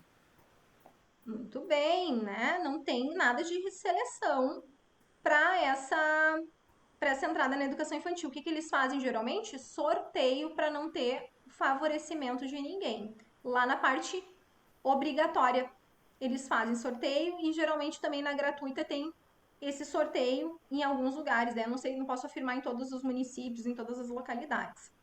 A educação infantil é a primeira etapa da educação básica, oferecida em creches e pré-escolas, estabelecimentos educacionais públicos ou privados. Certo. Todas concordam? Sim, eu também coloquei isso. Certo. Muito bem. É em creche e pré-escola e pode ser pública ou pode ser privada. Que cuidam de crianças de 0 a 5 anos de idade no período diurno, em jornada integral ou parcial. Eu vou ter que estar errado por causa do cuidam ali, né? É. Você acha que seria uma tenda em criança? Porque Olha que lindo! O que a educação infantil faz? Cuida e educa, ensina. Cuida e educa. Muito bem. A educação infantil cuida e educa. E aí, né, não tem mais só cuidado. Perfeito, dona Abigail. E essa educação e cuidado é ao longo da educação básica. Né? É para toda a educação básica. Todos nós, professores, educamos e cuidamos dos nossos alunos. São 2 verbos que precisam estar sempre presentes: educar e cuidar. Então, a primeira e a segunda parte estão certas e tinha um pega-ratão aqui, que agora até eu, quando se a Abigail não falasse, eu já estava viajando, Ana, aqui, para eu ia dizer que tá certo, mas não tem educar, é só cuidar, tá errado. Então, primeira e segunda partes que estão certas, e a terceira tá errada porque faltou educação. Educação infantil não é só para cuidar. Educa e cuida o tempo todo, são indissociáveis esses processos em educação infantil. Ok? Educação e cuidado é para todos nós a educação básica. Não esqueçam disso. O trabalho sobre a história e cultura afro-brasileira e africana tem o objetivo de desenvolver. Aí é uma só que está correta, né? Qual que vocês marcaram? Eu botei a B. B de bola? Isso. Deixa eu só olhar aqui. Vou voltar nessa aqui anterior para botar no gabarito, certo? 18C. Eu faço as coisas, viu? Eu monto os gabaritos. 18C. A Abigail botou a 19, B de bola, isso? Isso. Tá. E as outras? Eu também marquei B. Eu também marquei B. Todo mundo? Alguém marcou diferente? A minha pergunta é essa.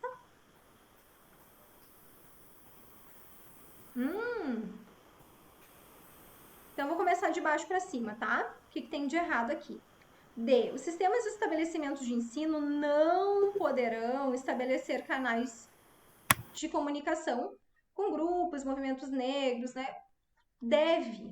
Tá lá dizendo que deve fazer todos os contatos possíveis para fazer formação de professores, para ampliar o conhecimento sobre a cultura, sobre o movimento indígena, negro, tudo que for contribuir para trabalhar essa diversidade dentro da escola é para fazer, certo? Então, esse não está errado.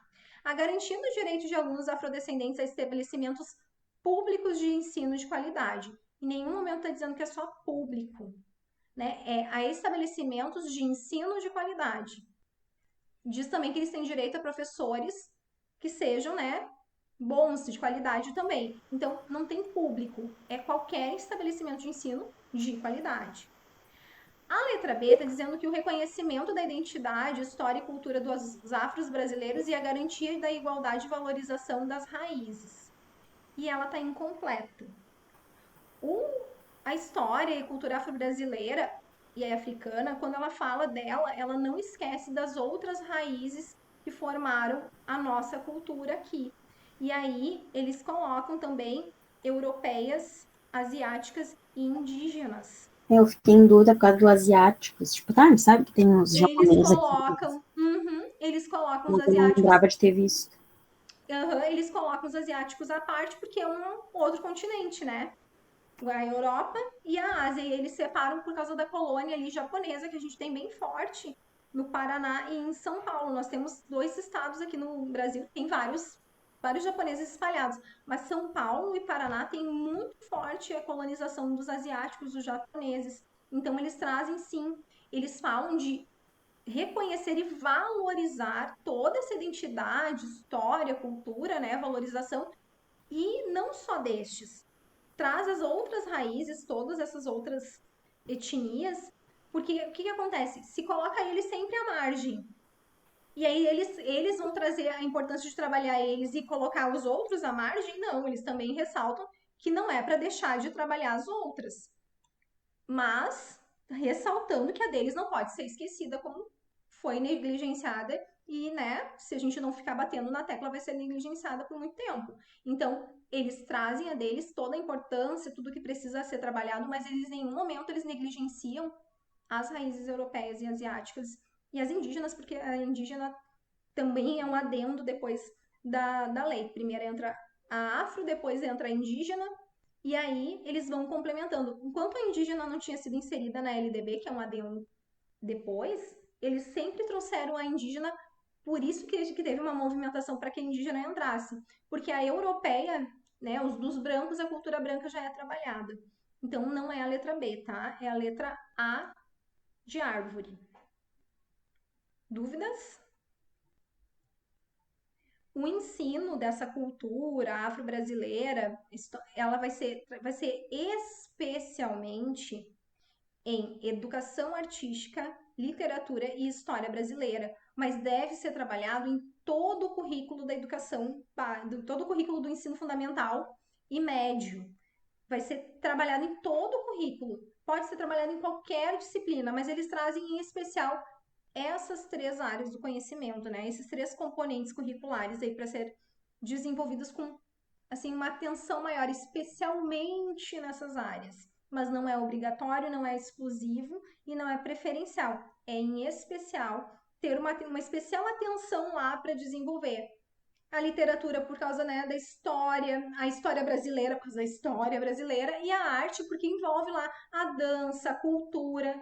E aí, então a arte consegue ampliar as diferentes linguagens que os afro-brasileiros e africanos trouxeram para nós, né, que a gente cultua, começando lá, vou falar bem simples, o samba, o batuque, né, que é o bater o tambor, que a gente faz aí, que tá incorporado na nossa vida como brasileiro. Não tem quem não vá bater na mesa, eles adoram estar batendo na mesa.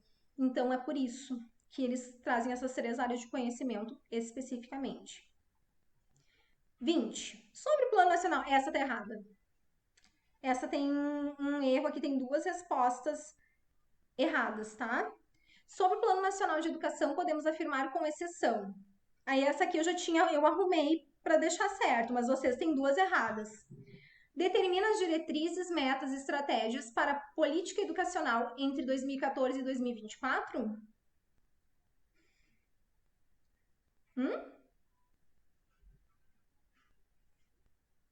Meninas? Estão aí? Estou achando que estou sozinha? Eu acho que sim. Ele tem uma vigência de 10 anos, né? De 2014 a 2024, tem diretrizes, metas e estratégias para a gente colocar em prática e alcançar essas metas que visam aí, já digo o que eles visam. Então, tá certinho, tá? 10 anos de Plano Nacional de Educação. Em 2024, 2025 vai se sentar para ver o que se conseguiu, não se conseguiu e possivelmente fazer um novo. B. O objetivo principal do plano é garantir uma educação básica de qualidade. Sim. Isso mesmo. Né? O objetivo dessas metas, dessas diretrizes, dessas estratégias é que a educação básica, as 3 etapas lá, do infantil ao ensino médio, tenham qualidade. E aí eles traçam 254 estratégias para isso.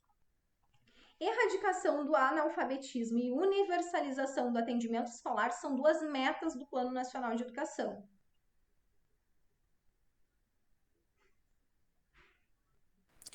Sim. São metas. Não. Não? Não. Tem outro nome aqui. Quem sabe? Olha lá. Deixa eu ver. Diretrizes, metas e estratégias. O que isso é? São quantas diretrizes? Deixa eu olhar para ver quem está na aula. Ah, mas tem bastante gente ainda na aula. Fran, são quantas diretrizes? Deu branco. Tem 10 diretrizes. Isso. 20 metas. 20 metas e 254 estratégias. Uhul. Então, a erradicação do analfabetismo e a universalização do atendimento escolar são diretrizes, tá? Não são metas. Então, aqui tá errado. É uma das nossas respostas. Deu um barulho aí. 5 minutos, né, para terminar nossa chamada. 5 minutos. Isso. Tá. Então, vamos corrigir essa e eu gero outro link. D. Superação das desigualdades educacionais com ênfase na promoção da justiça social, da equidade e da não discriminação é uma das diretrizes do Plano Nacional de Educação.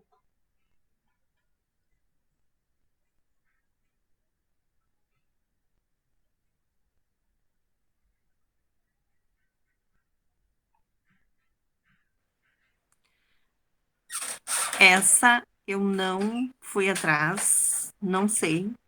E tô esquecida das diretrizes lá. E metas e tudo, eu não lembro. É uma diretriz, tá? Essa tá certinha. É a superação de desigualdade educacional, justiça, equidade, é o que se quer nas diretrizes, que é assim as coisas mais gerais. Depois se tem metas para alcançar essas diretrizes, 20 metas, e para cada meta um monte de estratégia em como que a gente alcança a meta, como é que a gente vai fazer, né, os ajustes para alcançar as metas. Então, é uma diretriz. E melhoria da qualidade da educação, só que eu acho que a de vocês aqui tá um pouquinho diferente, tá? Se tem alguém aí com papel na mão, com a questão na mão, eu vou colocar depois esse arquivo lá para vocês. Melhoria da qualidade da educação e formação para o trabalho e para a cidadania, com ênfase nos valores morais e éticos, olha aqui a moral e a ética, em que se fundamenta a sociedade, são 2 diretrizes do Plano Nacional de Educação para a melhoria da educação. E aqui, ó, eu acho que na de vocês estava como meta também. Tenho quase certeza. Tava como 2 estratégias do PNE. Estratégias? Então, é porque, sabe o que acontece? Tinha 2 erradas. Tava como se a C e a E tivessem erradas. Então, teriam 2 respostas, tá? A C, porque estava como meta e não é meta, é uma diretriz. E aqui tava como estratégia, não é estratégia, é diretriz também. Eu só arrumei para ficar com uma certa só, tá? Eu vou botar o arquivo bem certinho lá para vocês. Mas é importante que vocês saibam que essas linhas gerais, elas são diretrizes. As estratégias, elas são específicas. Não vai cobrar de vocês estratégia. Saber como que vai fazer para... Olha, eu posso estar muito enganada, vocês briguem comigo depois, mas eu nunca vi cair estratégia, vocês terem que decorar as 254 estratégias. Agora, metas e diretrizes, a gente sempre dá uma lida, assim, para ter uma noção geral de quanto tempo eles gostam de perguntar, se vai ter que fazer, se vai ter que botar a criança na escola, não vai ter que colocar a criança na escola, se é para todo mundo, se não é para todo mundo. Ah, eles querem ali universalização do atendimento escolar. Se é para universalizar, o acesso vai ser para todos. Então, vai ter que estar todo mundo matriculado em um determinado período. A gente tem que pensar no termo como um todo, alfabetização, erradicação do analfabetismo. Então, até um determinado ano escolar vai ter que ter a alfabetização dessas pessoas. Então, eles vão botar um período ali necessário para que sejam alfabetizados com determinada idade. Porque senão fica assim, tem que alfabetizar, mas não importa a idade. Se quer erradicar, tem que ter ali um limite, tem que ter uma meta bem clara de como se quer, que idade, como que isso vai se dar. E depois as estratégias para alcançar essa meta. Se é até o 3º ano do ensino fundamental, como que vai se fazer para que até o 3º ano do ensino fundamental todo mundo esteja alfabetizado? Certo? Diretriz é uma coisa geral. Meta já traz assim, o que se quer a cada ano, o percentual que se deseja, e a estratégia é como que vai alcançar aquela meta específica ali. Quer que se estejam alfabetizados ou todo mundo na escola? Vai se abrir mais vagas, vai se construir mais escolas, vai se qualificar o trabalho do professor, a formação do professor. Aí são estratégias para atingir aquelas metas. Vocês entenderam?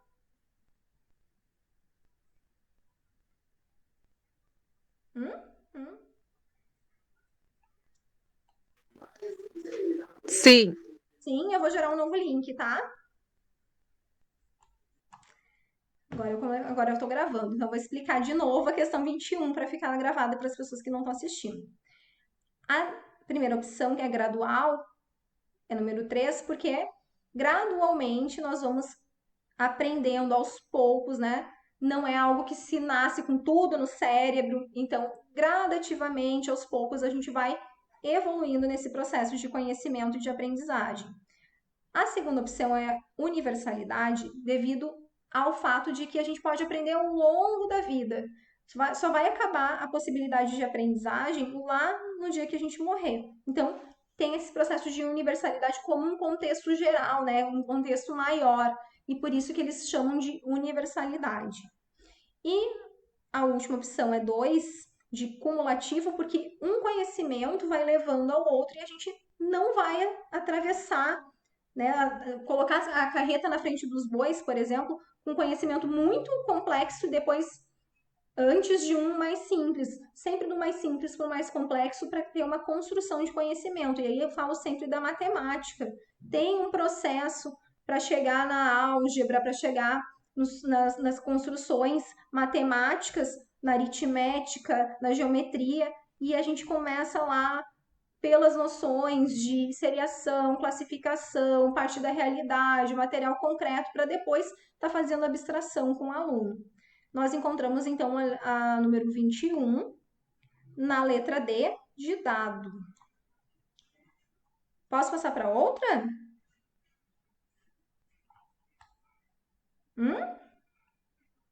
Menina, salta pouco. Eu sei que ficou longo. Pode, sim. Eu não posso deixar de passar todo o conteúdo, assim, pelo menos um pouco para a gente rever, né? 22. Nessa dificuldade de aprendizagem, o cérebro tem dificuldade de encadear as letras e formar as palavras. Não relaciona direito os sons às sílabas.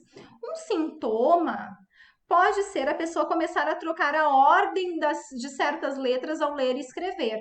Então, ela até sabe as letras, mas ela vai colocar no papel, ela faz todo, embaralha tudo, ela olha o livro, ela olha as frases e ela começa a achar que tá tudo embaralhado e não sai uma leitura, por isso que ela não tem compreensão daquilo que ela lê, porque não tem um significado.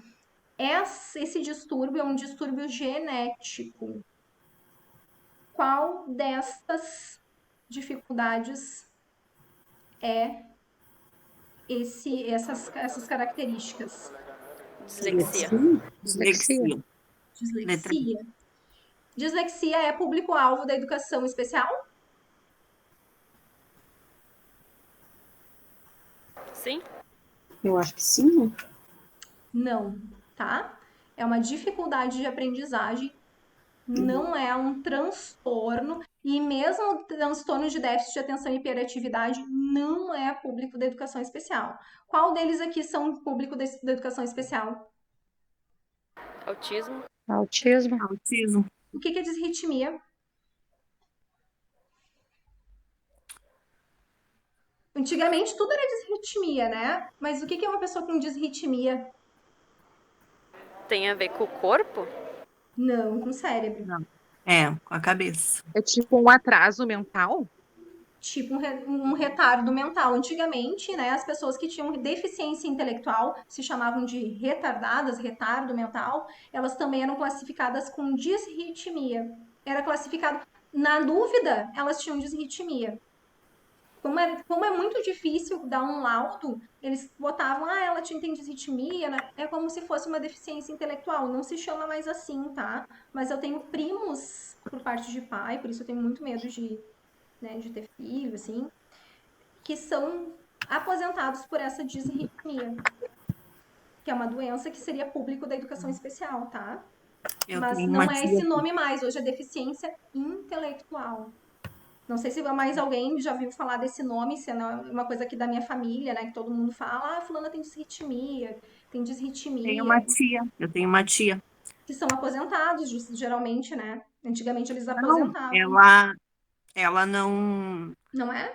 Ela não é aposentada, a gente, sei lá, se ela desenvolveu ou foi observado quando ela já tinha uns 18 anos, que aí ela começou a ter ataque epilético e tal. Geralmente tem também.